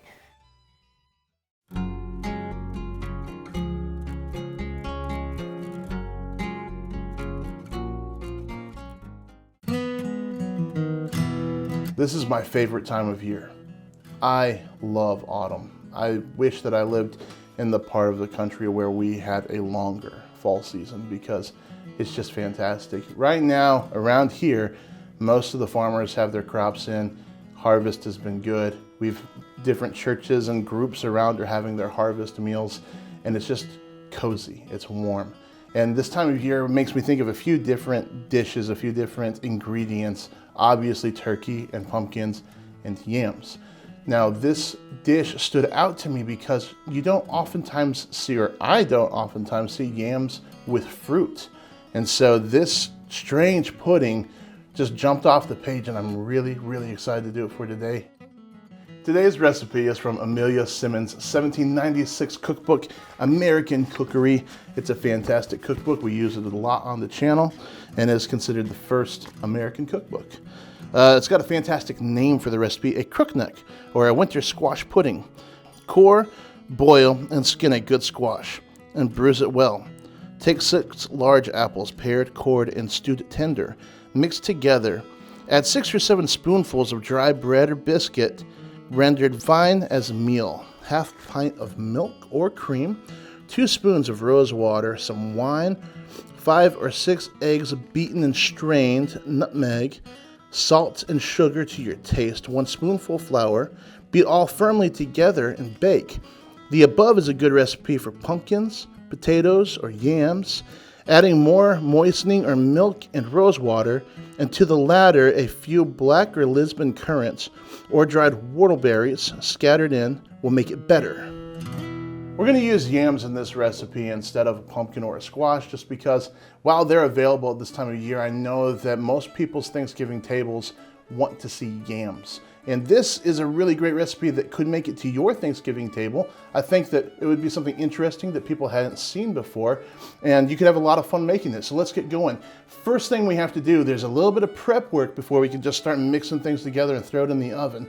First, we have to take our yams that are raw and hard, and we have to do something to soften them, and I've already done that to these yams. Now, there are 2 options that you really have, or you can bake them, or you can boil them. I chose to bake them. I like the caramelization that happens when you bake yams. I think that that's going to be really nice in this dish. So just throw them on a cookie sheet and throw them in the oven. Forget about them for an hour, and they're going to be ready to go. It doesn't really matter the temperature. I think I cooked mine at 325. And they're nice and soft. We're going to be able to cut the skins and just spoon out the sweet potatoes so we can mix it all up. Now, I didn't prepare the apples yet. We need to do that right now.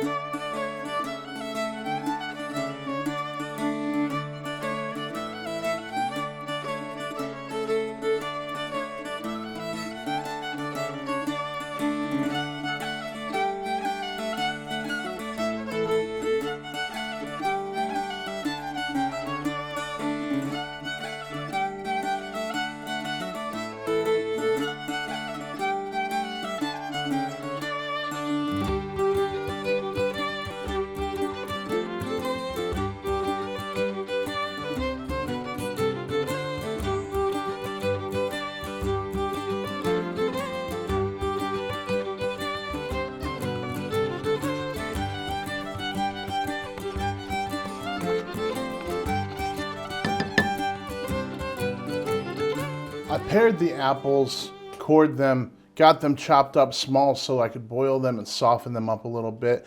We got it here in the bowl with the soft sweet potatoes and mashed it all up. Now it's time to add the other ingredients. We've got some dry and wet ingredients. I'm going to go ahead and add the breadcrumbs real quick. So as you can see, I only have 3 eggs for this recipe. So we're basically cutting this recipe in half.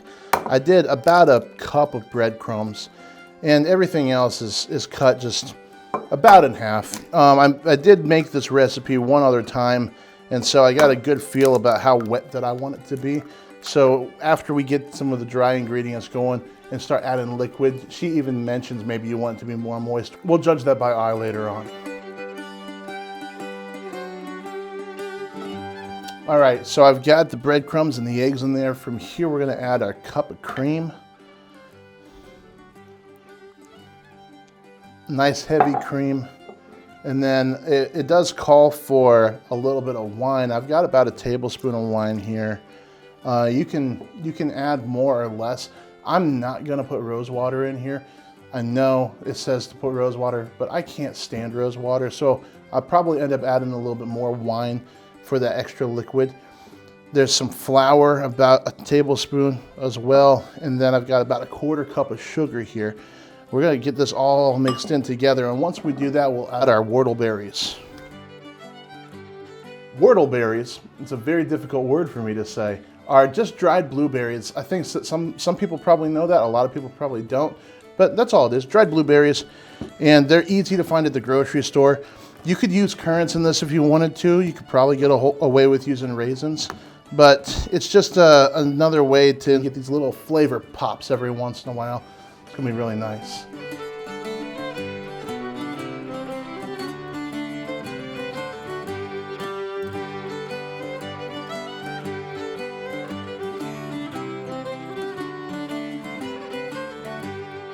We've got our pot filled up, it's ready to bake, and as you can see, there's about, I don't know, there's a couple inches of space at the top because this is gonna wanna swell up and then it's gonna shrink back down eventually, but you wanna get some room. And also, I'm gonna take the lid and just put it off to the side because this is gonna bake uncovered. About an hour and a half, maybe hour and 15 minutes at 325 degrees. It'll turn out perfect.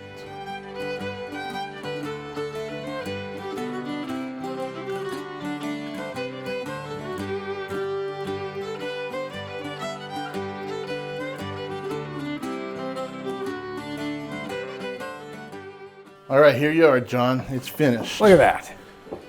You know, I can't even remember when we did this episode. It was a long time ago. Was it like 6, 7 years ago or something? Yeah, it had to have been. Yeah. And that was part of the Thanksgiving feast thing. Right. So you guys held them all back and then tasted them all at once at the end together. Mm-hmm. So anyway, yeah, let's try it. Okay.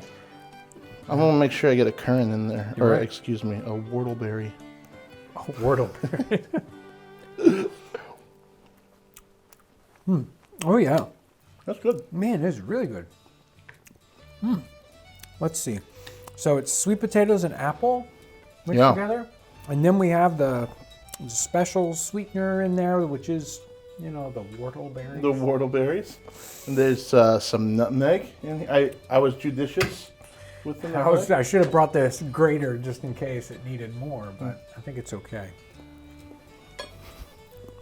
This would make a tremendous addition to anyone's Thanksgiving. I can see why it was in the series, and that means it's in the Amelia Simmons cookbook, right? Yeah, that's right. Wow. Yeah, you know, I was encouraging folks earlier, this can make it to your Thanksgiving table. I think it's really delicious. It will be different than anything else too. I mean, it's filling, but it's sweet. You know, it's not too sweet that it feels like a dessert, which is good. The apples come through. Yeah. Yeah, because I didn't know. It's like, oh, it's sweet potato and apple. Maybe it'll taste like one big sweet mixture, but no. This has got a familiar taste to me, but I can't identify it as a modern dish necessarily. I mean, it doesn't say sweet potato to me right off the top, so. It's got a great a great flavor that if you just dished it out to somebody, they go, "What is that?" Yeah, right? Yeah. I think that the familiarity, it tastes like other period dishes that we make. The carrot pudding was really similar to this, and there are plenty of custard-like puddings. Right. Things exactly. But nothing modern. This is really good. Wonderful. Great job. Yeah. Thanks. Well, thank you for coming and tasting this with me. Nobody wants to eat a Thanksgiving dish alone. Anytime. So appreciate that. And you folks out there, thank you for watching. Have a very happy Thanksgiving get together with your family. I hope that it's a great day for you. Happy Thanksgiving.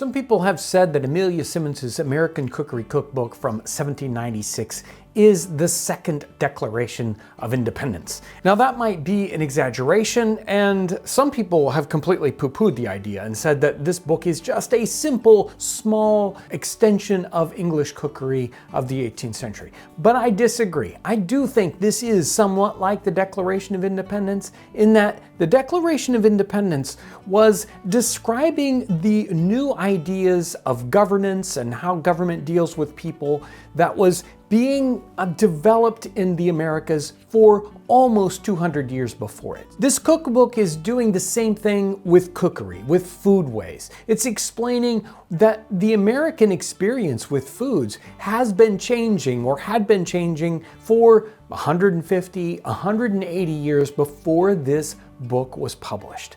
The people that came into the New World had to come up with completely new ideas. The foods were different. The kinds of things they had available to cook was different.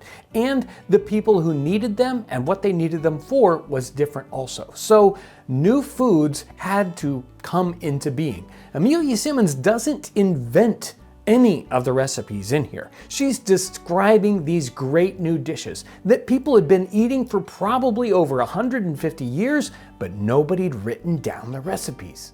So who is Amelia Simmons? Well, I'm not sure that any of us really know exactly who she is. We've got some hints here. This was published in Connecticut, in Hartford. It was published in 1796, and she talks about being an orphan, but I'm not sure that that's necessarily true. There's also controversy about if she wrote the entire cookbook. And obviously some pieces are copied out of earlier cookbooks, which so many cookbooks do, but for the vast quantity of what's in here, it does seem new and particularly applicable to the American condition.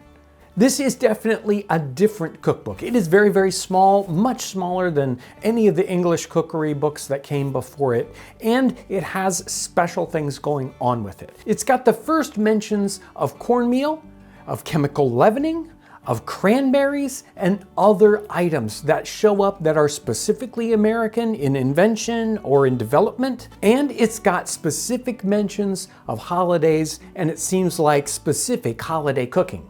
We've picked several standout recipes to show you what's going on with this cookbook and the very, very unique recipes that you'll find in it for the time period. Amelia Simmons's cookbook has holiday style recipes in it. In fact, she mentions things like Christmas in her cookbook, which is kind of rare for English cookery books of the 18th century. So Amelia Simmons's cookbook is very different in that. And it also has recipes that we would classify as holiday. In fact, basically the whole Thanksgiving feast is within her little cookbook. And one of these classic features of an American Thanksgiving is a turkey, a roast turkey. She mentions roast turkey twice in her cookbook. We're going to do one of her roast turkey recipes kind of right down the wire. Just do it exactly like she would do it. Very different than how we might do a roast turkey today, but we're going to experiment with that. We've made these in the past and they really turn out great. Some people think the best part of the roast turkey is the stuffing that goes in the turkey, and she has a great stuffing recipe that goes in there. We are going to start off with a pound of bread. So we take a pound loaf of bread and we pull it apart. You want to use, this is the main part of stuffing, so use the very best, your best favorite bread recipe for your stuffing. But I went ahead and left the crust on it too, because if we have a nice softer kind of crust, it makes a good bite to the stuffing. This stuffing also has an ingredient which we probably wouldn't think of putting into our stuffing today, but that is beef suet. She uses 3 ounces of beef suet, and that can be a little hard to find, but it is available today. It's been getting a lot more popular in the last 5 or 6 years, and this beef suet has been shredded up, so it's nice and small. She's got spices in here. We have, of course, salt and pepper. We've got marjoram, and we've got thyme. It's got some egg in it too. We're gonna put 2 eggs into this and then mix our stuffing up so that it is completely mixed, and then that gets stuffed into the cavity of the turkey. Yes, stuffing it into the turkey isn't maybe a modern thing. A lot of times we take the stuffing and we cook that separately, but in the 18th century, it definitely goes into the turkey. Now that our stuffing is in, we need to sew up the bird. We're just gonna sew across it to hold the stuffing in. We're gonna sew up the neck area also. We're gonna hang this instead of putting it on a spit, so we don't wanna lose the juices out of the inside of the bird as much as possible. We have to truss this bird up, and you can find lots of directions for trussing a turkey, but they don't go to the level that you're gonna need to truss the bird to hang it up like we're going to. So this bird needs to be able to hang up in front of the fire so that you can rotate from the top and from the bottom. So you kind of got to get creative, but the standard trussing on a bird hooks around the neck, comes around the breast here, hooks the legs together, and then you come up and it holds the wings together. And in our case, we also add a cord from the neck that will go through the legs and extend beyond that. And halfway through, or even a third of the way through the bird, we're gonna have to flip it over. So we'll have to have a string added at that time that will go from the legs around to the neck area, and then on the other half of the bird, we're gonna get a nice brisk fire going on the hearth here and hang the bird up. I'm going to experiment with having a fairly tall fire, not one that's just around the bottom, or else it's only going to get cooked on a very, very small portion of the bird. We will also put up a couple of reflector pieces around the fire to help bring that heat in all the way around the bird, and we'll be able to see as it's cooking exactly what's heating up on this bird and what's not, so we can adjust our fire and adjust our reflecting surfaces. We're gonna roast this by the fire for a couple of hours at least, probably 3 or 4 hours. We're gonna baste this while it's roasting, and the baste is about 50-50 butter and a gravy or a heavy broth. I would baste this every 5 or 10 or 15 minutes, depending on how dry it's starting to look. Of course, while we're basting the bird, we want to be able to bring that baste back up to the top of it. So we're going to have a pan directly underneath the bird. That means the fire has to be off to the side and high. So you can see how that's working with this fire. The interesting thing about it being on a string like this and hung over the fire is the fact that it's fairly easy to spin this bird, and it will naturally sort of slowly spin around, stop, spin the other direction. We don't have to twist it very tightly for it to keep going for quite a long time. It's time to try out this turkey. And one of the great parts about Amelia Simmons's cookbook is that to go with turkey, cranberry sauce. And cranberry sauce is in Amelia Simmons's cookbook. It's again one of those firsts. You don't see cranberries showing up in recipes until Amelia Simmons. Let's give a piece of this turkey a try. Just a little bit of cranberry sauce on there. The perfect Thanksgiving turkey. I really like this cookbook because it does have main dish type cooking. That's right up front in the recipes. Things like how to roast beef. And it also has a wonderful selection of meat pies. Some of them are a little different from others. We have the typical chicken pie, but this particular one is called a stew pie. Now, I think it's special because we don't see another recipe titled stew pie in any of the other 18th century cookery books. So this is something that's similar to regular English cookery, but it's a little bit different and special to Amelia Simmons. She didn't just copy this out of another cookbook.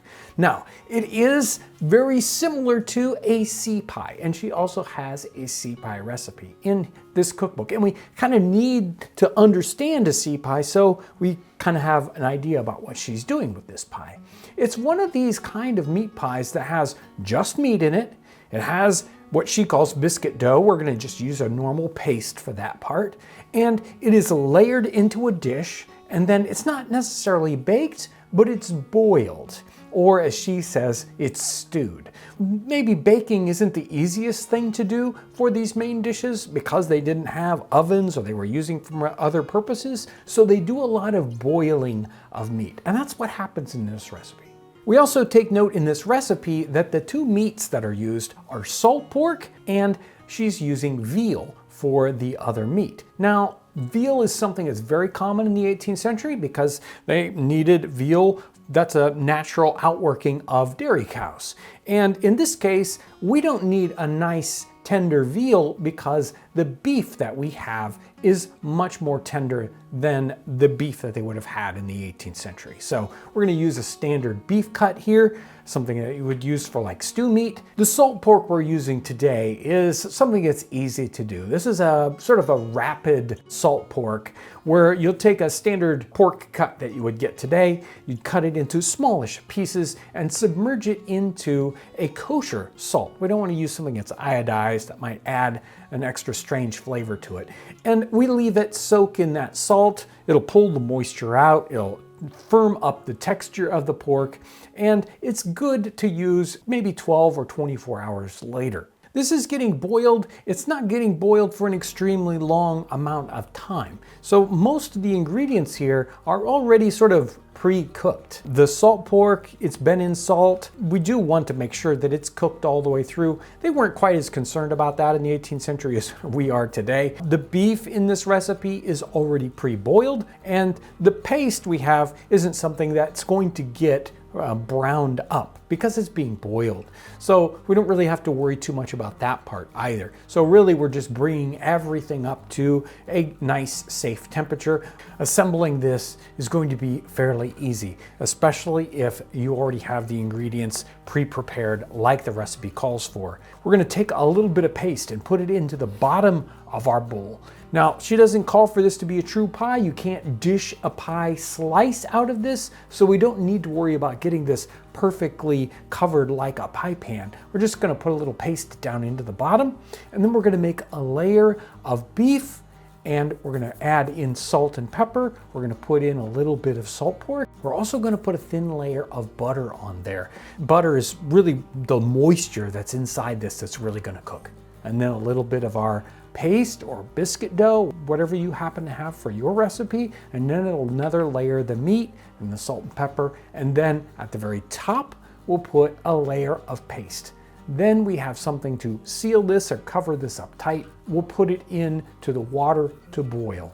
We will probably do in our smaller cooking vessel here, boil this for approximately 3/4 of an hour or maybe an hour. This is basically a boiled pudding in a dish or a pot. They did that sometimes with cloth. Many times you'll have boiled puddings, you'll cover this up with a cloth. We've done many of those on the channel, but this one is in a vessel. And that's another similar thing that happens in a lot of English cookery. Here is our stew pie, and I could not end up cooking it like it was suggested in the cookbook, which is basically steaming it, putting it in this boiling vessel. It's very difficult to get that pork all the way up to safe pork temperatures of 160 degrees if it's just in a vessel with basically 212 degree cooking. So you'd have to cook it a long time to get all the way up into temperature. So this is, in the way I did it here, you can bake it. Now it smells wonderful. Now in the time period, they weren't nearly as concerned about getting that pork up to the proper temperature, and so they probably wouldn't have had a problem with having very rare pork in their dish. It was supposed to be salt pork anyway, and that salt really would probably make it safer, but I'm not gonna do it like that. It's time to taste this, and the smell is tremendous. This thing is filled with butter, it's filled with salt and pepper, and then you get the flavors or the smells of the meat. And so I know that this is going to have a killer flavor already. I'll give this a try. The paste is really good. It's got the right, well, so it's pretty salty, but it's because it's got the salt pork in there. You probably don't need to heavily salt that as you're putting it together if you don't like a lot of salt in your dish, but that's a pretty typical flavor for the 18th century. All that pepper in there is perfect, so buttery, so good. This stew pie really turns out to be a tremendous savory dish. Rice is an often overlooked grain in this time period. We spend a lot of time talking about wheat, we talk about rye, we talk about corn, and how important they were to people in North America, and how things were kind of shifting around and you were choosing these different grains based on the quality or how the growing season was. But we never, seems like anyways, just settle on rice and talk about what's going on with rice in the time period. I chose this recipe because it highlights rice and it's a different kind of a dish. It's almost like a dessert. It's using a lot of cream, some heavy spices, and making a simple little custard. So anybody can make this at home, but it's really interesting that it's happening in this first American cookbook. South Carolina was basically built upon rice. There were plantations everywhere. This is a major cash crop. And if you go there today and you want to do something historical, oftentimes the first thing that's going to pop up is to go and visit a place where rice was grown. If you are concerned about having a very quintessential Carolina rice from the 18th century, you can find that. It's still produced today. Just do a quick internet search and you'll find it just fine. The first thing you need to do for this recipe is to cook your rice. If you've never cooked rice before, it's the simplest thing in the world to cook because you're just taking 2 parts water to 1 part rice. So if you get a cup of rice, you're gonna get 2 cups of water, you're gonna boil it, and then it's going to absorb all of that water. So get it to a nice strong rolling boil, back your burner at home off a little bit, or if you're cooking over a fire, pull it away just a little bit and let it slow boil. It's gonna soak up all that liquid, and when you're done, you're gonna have something that's just nice and fluffy, and it's gonna be ready for the rest of our recipe. Once your rice is ready to go, just put it aside for a second. We're gonna focus on our cream. You're gonna get a quart of heavy cream, put it into something because we're gonna boil this now. And we're gonna boil it with a nutmeg quartered and some mace. So as we get this cream with our nutmeg and our mace in it up to a boil, we're just gonna keep stirring that the whole time so we don't scorch the bottom. Once it's up to a boil, we're gonna add some rice, and we're gonna let all that cook together while we sweeten it with some sugar. And then it says to flavor with orange or rose water.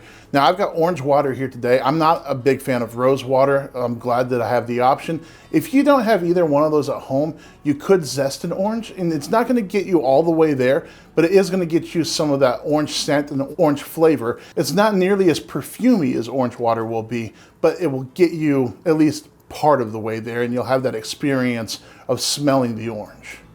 Our rice custard is finished. It looks great. I love the consistency of this. It's the cream just really came together with the rice in the pan, and it looks delicious. It smells great. We're gonna give it a try right now.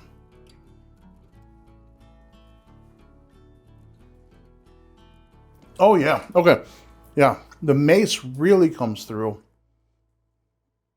I called for quartering the nutmeg. I think that the nutmeg would come through even more if you grated some, but we're just sticking with the recipe here. The orange water is a really nice touch. It's not overpowering. It's not too perfumey. I didn't use much because a little bit of that stuff goes a really long way. And if you're making it at home, I would suggest don't over sweeten it because it's really nice to let that orange water come through and not have it so sweet. So this is a wonderful little dish. This would be nice for breakfast even if you think something like an oatmeal. It's not necessarily a dessert, and it's wonderful. I chose this recipe from the American Cookery Cookbook because I wanted to showcase lemons. There are a lot of questions about lemons in the time period, and we get a lot of comments in the comment section. Yes, they were fairly expensive, and yes, you could get your hands on them. So you see lemons popping up in all of these cookbooks. It's used quite a lot.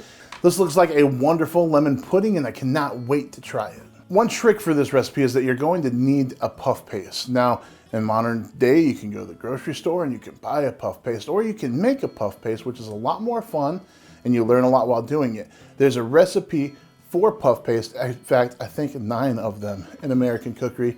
Pick any one you want. She specifically says to use number 7 or number 9. But we'll need a puff paste ready to go. We'll need lemons, eggs, a loaf of wheat bread, sugar, butter, and some white wine. First thing we're going to do is deal with our lemons. We're gonna grate, she says grate, we're gonna zest 3 lemons, and we're just gonna get the yellow part, we're gonna get it into the bowl, then take 2 lemons, and we're just gonna roll them around on the table to get them loose, and then we're gonna cut them in half and juice them into the bowl. Once that's done, set your bowl aside, and you're gonna go ahead and take your bread and kind of crumble it up. We don't want a whole lot of crust in there, mostly just the nice squishy part of the bread. We're gonna get that into our bowl with some white wine and mix all of that together. So the next step that we're gonna do is just go ahead and get our butter on the heat source to start melting. And that doesn't need to happen super quickly because we've got some things to do in the meantime. While that's melting, we're going to separate some eggs. We need 8 yolks and we need 4 whites, and we're gonna mix all of those together. Once our butter is melted, we're gonna combine that, but we're gonna let it cool down enough that it does not cook the eggs. Then we're gonna put to that a pound of sugar, and we're gonna get all of that mixed together with our lemon zest and our juice and our bread. At that point, the pudding itself is finished, and now we're just gonna take our puff paste, we're gonna line a tart tin or whatever you have at home that will work for this, and then we're gonna pour our mixture into that. And we don't need to pour it in so it's just filled to the brim, leave a little bit of room. We don't wanna make a mess in our oven, but that's it. That's a really simple recipe, but it's gonna be delicious. Would you look at this pudding? It looks fantastic and it smells really good. I was a little concerned when we were making it about the lemon content because at first it seemed like a lot, and then we started adding all these other ingredients and it seemed like it kind of got lost. So we're gonna find out here in a second. Now, if you're making this at home, this shallow container that we have, it baked in about a half hour, but she calls it to go for an hour. So be careful about that, keep an eye on it. But other than that, it's a very easy recipe.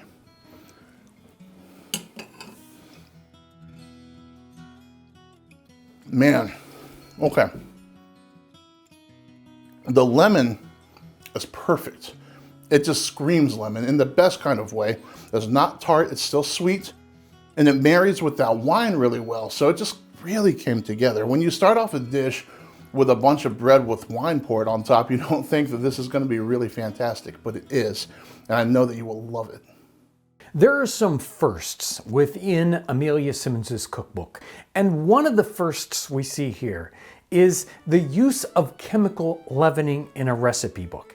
We use chemical leavening so often today that we don't even really recognize it. We use it in cakes and cookies. It ends up in even regular bread products. So it's something we take for granted, but it's not something that was common in the 18th century at all. In fact, the only time we see it really referenced at all in the early part of the 18th century as a trade secret. It was something that the people that were using it didn't want to get out to the general public. And it was only possibly first mentioned in a German or Dutch cookbook for bakers in the middle of the 18th century, and then we have tiny references to it later on in America in the late 18th century. The first time it shows up in a cookbook is right here in Amelia Simmons, and she uses it, even though it's a tiny little cookbook, she uses it at least 3 different times. 2 different cookies and a gingerbread, which is very similar. Now today we might use it in biscuits and in cornbread and items like that.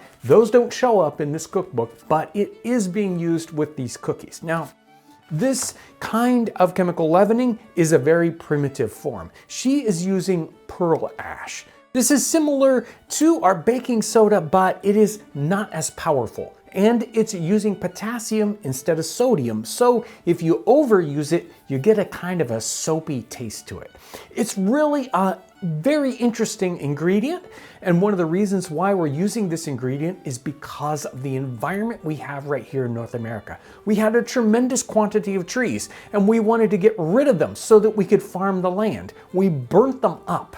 And what do you have when you burn up a bunch of trees but ash? Is that ash useful for anything? Well, you can extract potash from all this ash that we had from burning down these trees, and that was a very useful industrial ingredient. We found out we could also use it if we refined it a bit more and made it sort of food safe. We turned it into potassium carbonate, and that is the pearl ash that she mentions in her recipes. Today we'll be doing one of the cookie recipes. Now, this is basically a very simple cookie recipe that we would do today, but she uses an ingredient for the spicing that we might not be used to. It does make a wonderful cookie. This one's super simple. I've cut the recipe in half, so I have 1.5 pounds of flour.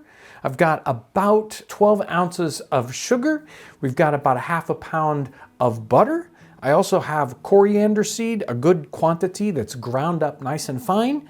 We've got the pearl ash and a little bit of milk to mix with that pearl ash, and that will be the leavening ingredient that creates a nice fluffy soft cookie, not something basically too hard that would break your teeth. And this as a leavening ingredient works in a very kind of subtle way. We're gonna mix it with the milk, and it will not really take off and start to aerate the cookie until it gets hot. The baking is what releases the carbon dioxide and creates the tiny little air bubbles in our cookie. We're gonna change the order just a touch from what she says here in the recipe. We're gonna cream our butter and sugar first together and then add in the other ingredients to get them all well mixed together. We've got our coriander seed, we've got our flour, and once those are all mixed well together, then we add in the milk that has the pearl ash dissolved in it. Now, you probably can't get pearl ash. It's not something that you can find at the store today, so you can use some baking soda in place of that. I've got about 3 ounces of milk and a teaspoon and a half of pearl ash. If I was using baking soda, I'd probably just go with 1 full teaspoon of baking soda. We're gonna mix it all together and roll it out as our cookie dough and then make it into shapes. Depending on how large your cookies are, these should bake about 15 to 20 minutes at approximately 325 degrees. These cookies are out of the oven and they smell wonderful. And you can see they've got a nice texture to them. They break apart, they're nice, soft and fluffy. Now she does say in the recipe that they can come out kind of hard, but that if you leave them in an earthenware jar, they'll get nice and soft. These are already nice and soft because they're nice and fresh out of the oven. And there's something special about these. They have a special name. They're called cookies, which is not a normal name for the 18th century. English cookery, they don't use that term at all. This is kind of special to this cookbook and to Dutch cookery. So she is close to the New York region, and you can see that Dutch influence on the cooking and the fact that she calls them cookies. So not only do they have the special leavening, but they also have that special name. And even today we enjoy cookies. We don't enjoy something that, if this was English, they might call it a biscuit or something similar to that. Let's give this a little try, and the texture is good. It's got a typical sweetness for a not too sweet cookie. Today we add so much sugar into cookies that we might think these just a slight bit not quite sugary enough. I think they're plenty sugary. And they, even though it looked like maybe I put a whole bunch of coriander in there, no, it was the right amount, possibly even a little bit more for that really spicy coriander flavor. If you really want to bring that out, make sure to grind your coriander nice and fresh. American Cookery is a fantastic cookbook simply because it has a little bit of everything. You have your roasts and your pies, you have some sweet treats like this pound cake. And it's a wonderful recipe for the little bakers in your life. My kids like to bake, they like to cook. This is simple ingredients, it's equal parts, and it's impossible to mess up. So turn them loose in the kitchen and make this pound cake. So our ingredients are butter, sugar, flour, and eggs, a pound of each. 10 eggs is what she calls for in this. She specifically says 1 pound or 10 eggs. So we're gonna just combine these ingredients together. First thing we're gonna do is cream the sugar and the butter together. And then one surprise ingredient that she has is a gill of rose water. I am not going to use rose water because I can't stand it. So what I'm going to do is use 1 gill of white wine, and we're gonna see what that does for this recipe. Once we get all of these ingredients mixed together, mixed really well, we're gonna put them into a pan. And she says that if you put it into a moderate oven, it's going to cook in 15 minutes. So we'll set our oven about 325, and we're just gonna let it cook. She does say to watch it closely though. We don't want this thing to burn. So just keep an eye on it. It's not gonna go crazy, but we also just wanna stay on top of things. Our cake came out of the oven. It looks perfect. I'm very excited to dig into this. It plopped out of the container just fine. I was afraid that it was gonna stick at first, but it didn't. It looks delicious. I'm ready to give it a taste. I wanna talk real quick about that Jill of liquid that was rose water. Now she says specifically to season this to your liking. I do not like rose water, and I wanted to find something that would be a good replacement but not abrasive. I think white wine's gonna do the trick. I did not want to lose that Jill of liquid because that would throw the recipe off. And like I said, it came out looking perfect. So let's try it out and see what that tastes like. And it's kind of dense. There's no leavening agent in this, so it's not gonna be like a spongy cake, which is something that I like. I like a nice dense cake, so.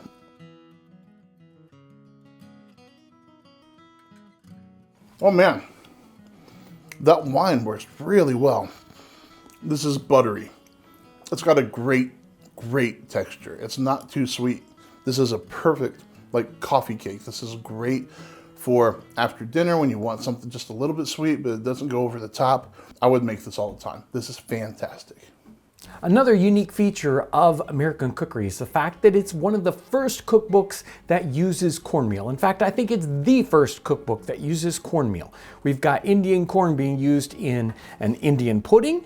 We have flapjacks or slapjacks that we're going to be doing here, and Johnny cakes. All of these are included within this tiny little cookbook, and Indian corn is one of those things that was so important to the diet of early Americans. For almost 200 years, people were surviving on Indian corn, and yet it does not show up in any cookbooks, any kind of recipes that we necessarily see, except maybe in manuscript cookbooks, individuals' cookbooks that they write down for themselves.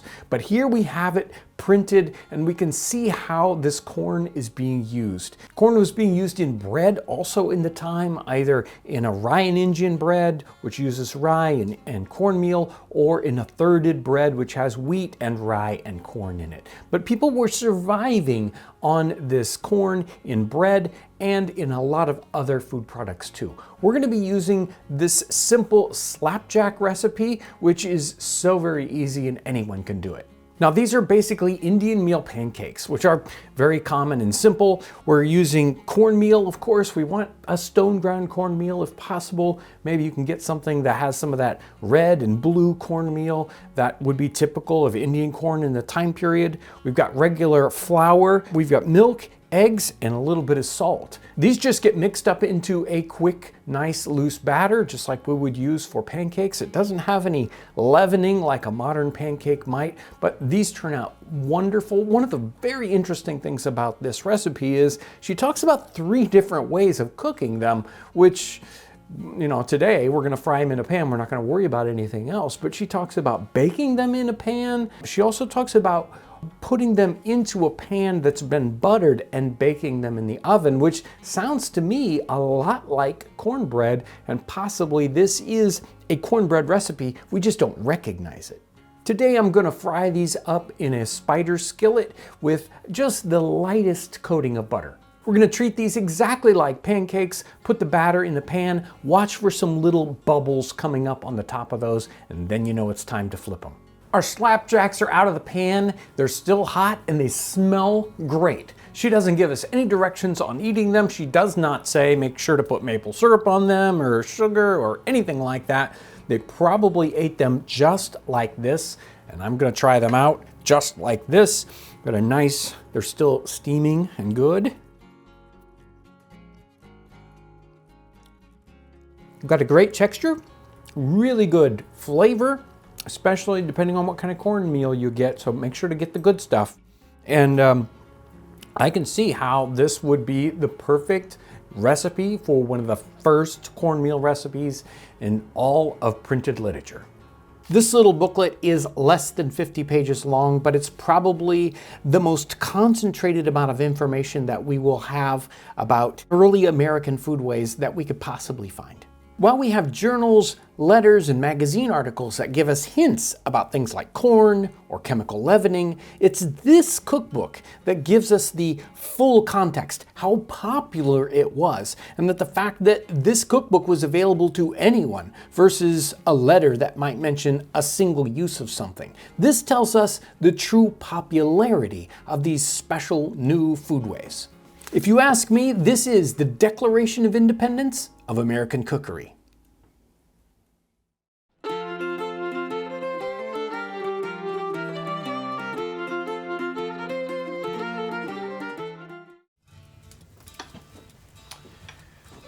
Today we're embarking on a series of episodes where we make traditional American holiday foods, quintessential holiday foods. Now all these recipes come from Amelia Simmons's 1796 cookbook, American Cookery.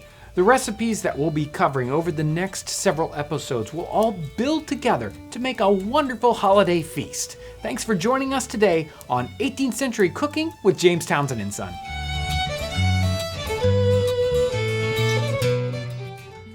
We're starting our meal off with a dish that will take the longest for preparation. We're going to be cooking 2 different birds today for the purposes of this video, so we can show a couple of different techniques. Amelia Simmons talks about trussing and hanging a bird. Well, we're going to be cooking a turkey, the smallest turkey we could find, about 10 pounds, but he's still too big really to hang. So we're going to cook him in the tin kitchen. And for the hanging bird, we're going to use a small chicken. Amelia Simmons suggests stuffing the bird first. I do not suggest that unless you're highly experienced at getting that stuffing to cook.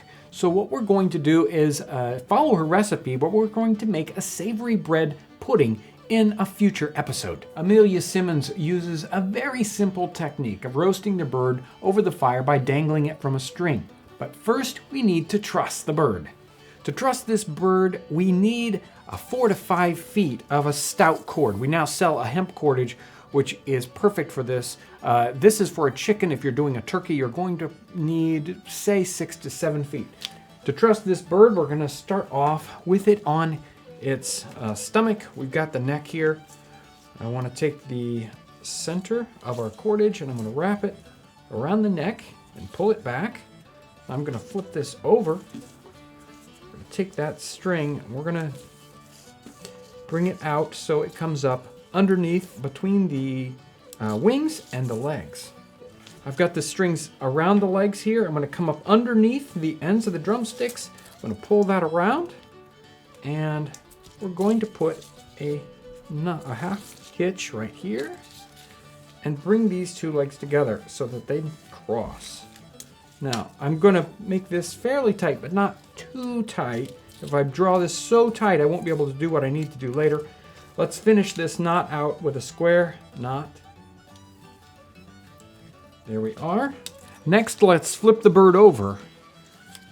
We're going to do a quick overhand knot over the back and then come back around to our neck again. Cross both strings under it and do a quick square knot here at the back. Let's take care of the wings next. We need to tuck these wings in to keep them from flopping around and burning. Here's the elbow of the wing and the knee. We're going to put this elbow up underneath the string here, right in front of the leg. There we are, like that. That'll keep the wing in nice and tight. Let's do this on the other side. This is why we didn't make the string too tight, but it still needs to be tight because the bird's going to shrink down and this will get looser as we go. And now let's take care of these final little wing tips here. We don't want them to burn. We're going to stuff them down inside so that they don't burn. Just take them, tuck them down in that leg joint. Now everything is all nice and tight. One last thing for this bird is a hanging string. We're going to take this string, we're going to put it up through the cavity and up around our legs here. And we can just do a real quick loop around here like that. That will hold that up. Now we've got a double strength of cordage so that our bird can hang. It's hanging breast down. So we have 3 different choices for these birds. This one we've made to hang on a string. This turkey we've got put on the spit for our tin kitchen.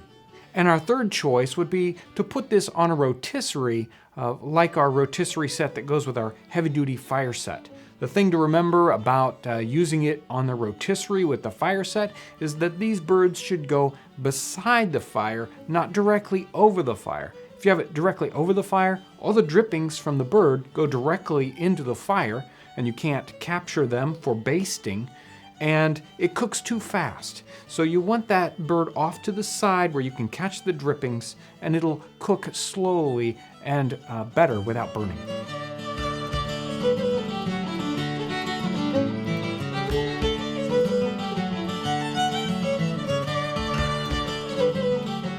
I've seasoned our birds well with salt and pepper. I'm also going to put some butter in the bottom of this that we'll use for basting. I'm also going to hang our chicken. I've tied a series of knots in the string so we can adjust its height. I'm also placing a drip pan underneath with some butter in it to catch the drippings so that we can baste the bird as it cooks. We need a nice healthy fire for this, one that puts out a lot of horizontal heat. This fire is going to need to be kept up the entire time that these are cooking. To start, we're going to need to keep these birds about 12 inches from the fire so that they don't cook too fast. You can go ahead and prepare other dishes while these birds are baking. You'll want to make sure this one continues to rotate, so you can give it a spin every couple of minutes. That's all it takes to get that going. And your turkey, you should rotate, a quarter of a turn every 10 or 15 minutes. While these birds are roasting, we're going to baste them from the drippings in our pan. You may find a bird that's hung like this doesn't cook well on the top half. You can try inverting the bird, or such as we've done here, where we've sort of made him hang horizontally, and that'll help you get the other end cooked properly. After a few hours, you'll want to flour the bird. This will help crisp the skin, and I'm going to keep on basting.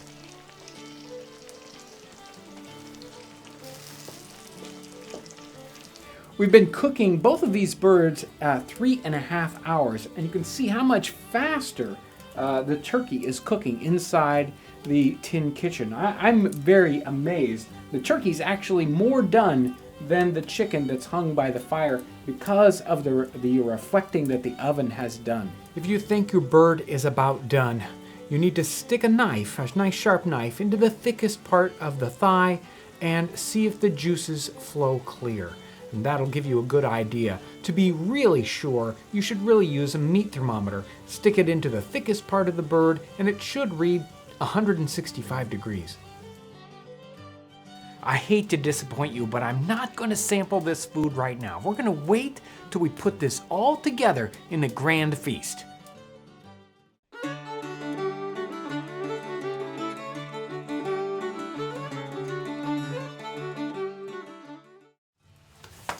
Well, if you haven't watched our last episode, make sure to do so. We're working on a holiday meal series using recipes from Amelia Simmons' 1796 cookbook, American Cookery. Thanks for joining us today on 18th Century Cooking with James Townsend and Son.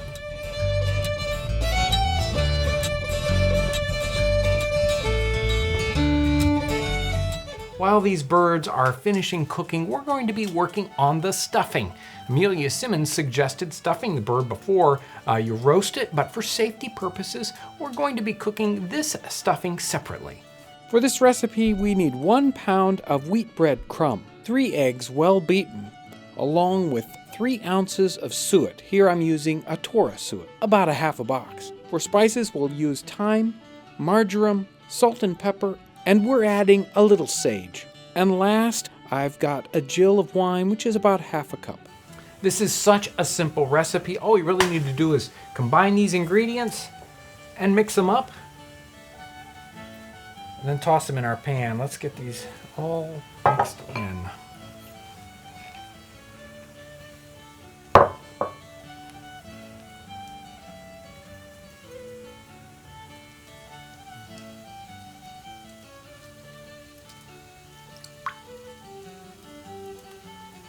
There we are. We just want to get all our ingredients nice and mixed up. The pot here has already been well buttered. You don't want to pack it too tightly, just a light pack. Pack this in nicely, and then We're gonna bake this with the lid on. We're going to bake this about an hour and a half or an hour and 15 minutes at 350 degrees.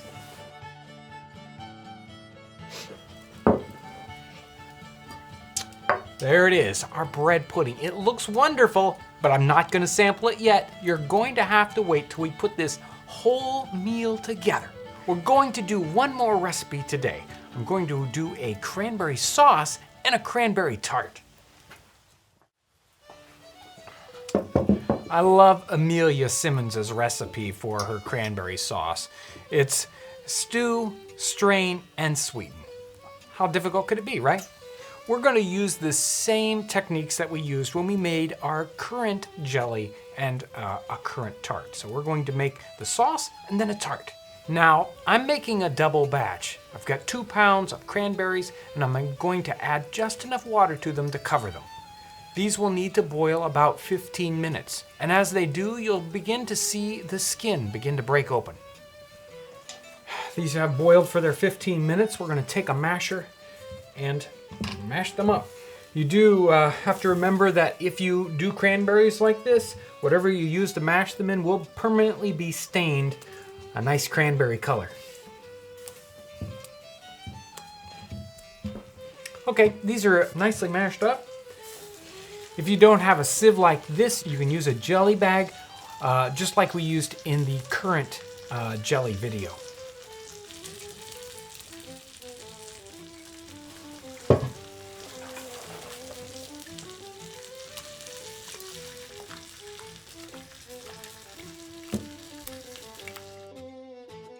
Cranberry must have a lot of pectin because it's already starting to set up.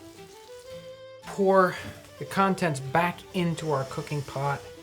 Let's sugar it. We need to add about equal quantities, so you're gonna have to sort of guess this unless you measure exactly what you got here. But I think we'll guess pretty well here. We're gonna stick this back on the fire and let it simmer another 10 or 15 minutes. Half of this I'm going to pour into this tart tin with the paste. Any foamy skin that appears on the top of your tart, you can just skim that right off. The other half I'm pour in to our little bowl here. This is our cranberry sauce, and it's going to thicken as it cools. The tart we're going to bake at 375 for about 25 minutes. Make sure the tart pan is well buttered so that the crust doesn't stick. We're not going to sample these right now. We're going to wait to put these together into this wonderful holiday feast.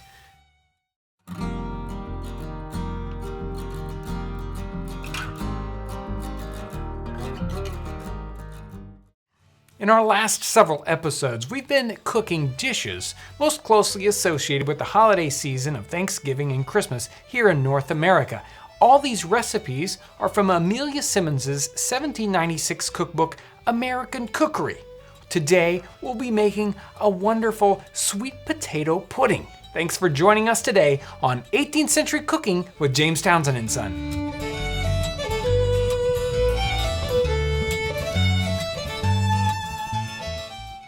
Amelia Simmons' recipe actually calls for winter squash or crookneck squash, but later on in the recipe she says that you could substitute sweet potatoes, regular potatoes, or even pumpkin. I've chosen sweet potatoes simply because they're most commonly associated with Thanksgiving. To prepare your sweet potatoes, you can either bake them or boil them. If you want to take a shortcut, you can buy canned sweet potatoes. You'll need about 1.5 pounds for this recipe. For our recipe, we're also going to need 3 large apples. You'll need to pare them, core them, and chop them up, and then boil them till they're soft. Let's mash these together until they're fairly smooth. Our new hardwood masher is perfect for this job. To this, we'll add 3.5 tablespoons of breadcrumbs, 1 tablespoon of flour, 1 cup of cream, 1 tablespoon of wine, and 3 eggs well beaten. Stir this all together. I'm going to sweeten this with about 1/4 cup of sugar. To spice it, I've got a tablespoon of nutmeg and a pinch of salt. And we'll mix this in.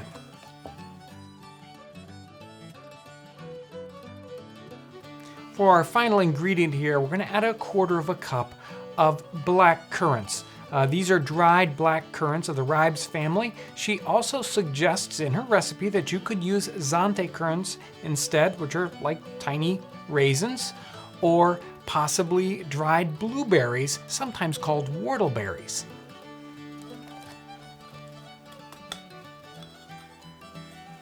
And we'll mix these in.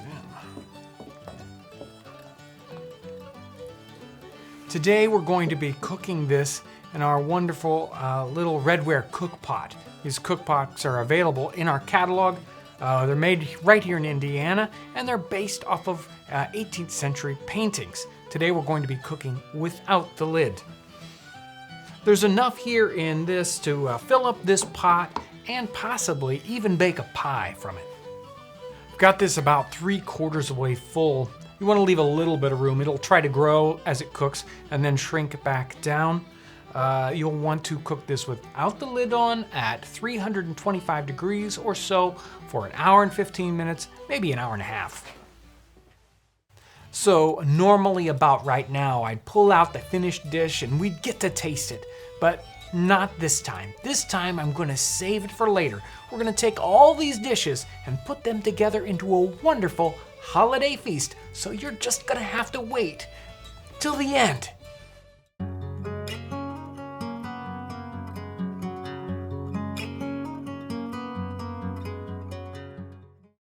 In the last several episodes, we've been doing American holiday recipes from Amelia Simmons's 1796 cookbook, American Cookery.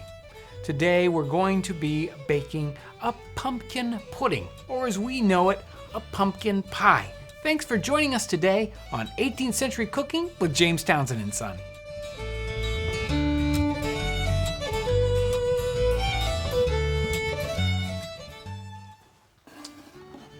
You know, when we first read this recipe, we really weren't quite sure. It seemed that the proportions really just weren't going to work out. But we tried it anyway, and trust us, it works. Our recipe starts off with pumpkin. It calls for 1 pint of pumpkin. The best way I've found to prep our pumpkin is to actually slice our pumpkin in half and take out the innards, and then turn them upside down on a baking sheet and bake them for about 1 hour or so at about 350 degrees. And that gets them nice and soft, and the skin peels easily away, and we can get our pumpkin out without any work at all. If you want to cheat and do it the simple way, just buy a can of pumpkin. That'll work just as well. Looks like about half of this small pumpkin is going to be our pint.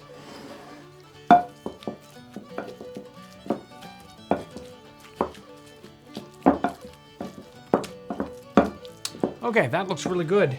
Now we're going to add 1 quart of milk. Now this is where it was tricky. It seemed like 1 quart of milk was going to be way too much. Let's get this mixed in here.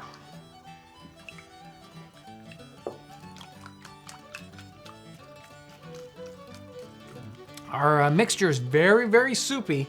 Now we're going to add 4 eggs that we've already whipped together. And the recipe calls for molasses. Now, she doesn't tell us exactly how much to use. I played around with this recipe a bit, and 1/2 cup is probably about right. We're not using a blackstrap molasses, but any grade of a lighter grade of molasses. Our last ingredient are spices. We're going to need a teaspoon of ginger and a teaspoon of allspice.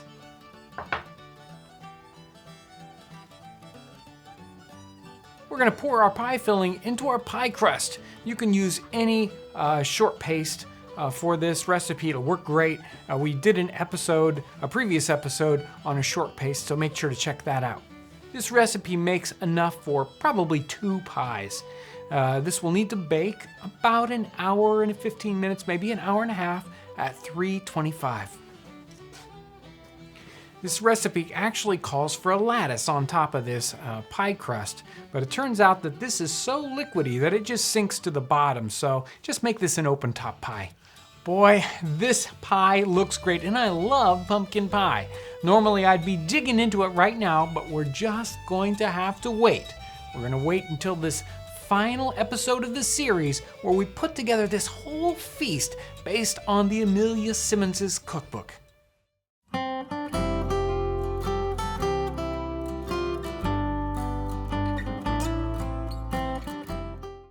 We're right in the middle of a series. We're making an American holiday meal based off of a recipe from Amelia Simmons' 1796 cookbook, American Cookery. Today we're making her tasty Indian pudding. We're starting off with 3 cups of milk, and we're gonna scald this milk and bring it to a simmer.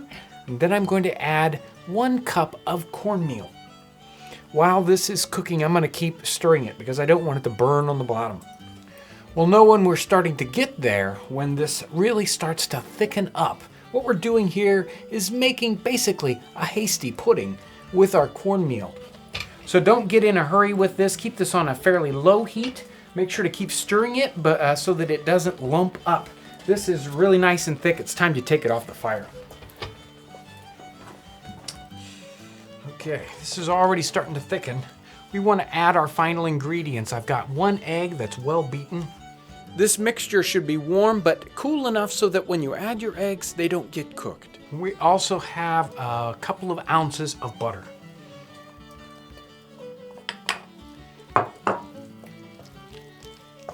I have a teaspoon of salt, a teaspoon of ginger, and a teaspoon of nutmeg.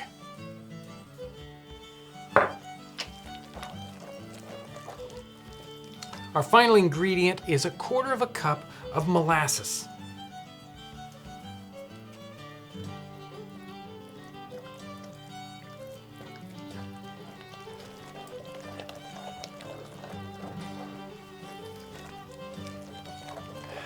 We want to stir it until it's all incorporated and all the butter is melted, and then we can pour this into a mold. I'm going to use one of our Turk's hat molds. Make sure it's buttered well so that you can get it out easily.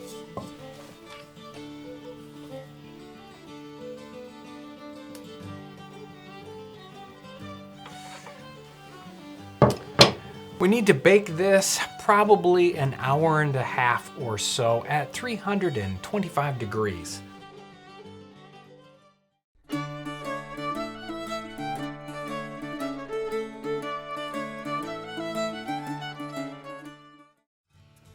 Today, we're finishing up our wonderful holiday feast series. All the items we've cooked here today were from Amelia Simmons' 1796 cookbook, American Cookery. Thanks for joining us today on 18th Century Cooking with James Townsend and Son.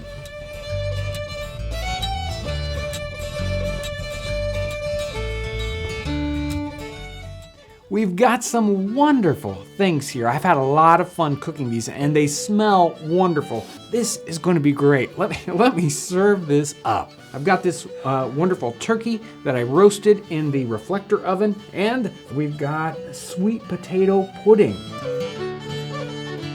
What would you guys like next? Stuffy! A tasty bread pudding. And then we have a wonderful Indian pudding. Oh, can't wait. There we are. Next, we have a cranberry tart and cranberry sauce that will go on the turkey. And for the grand finale, we have Amelia Simmons' pumpkin pie. Well, let's dig in, guys. Oh.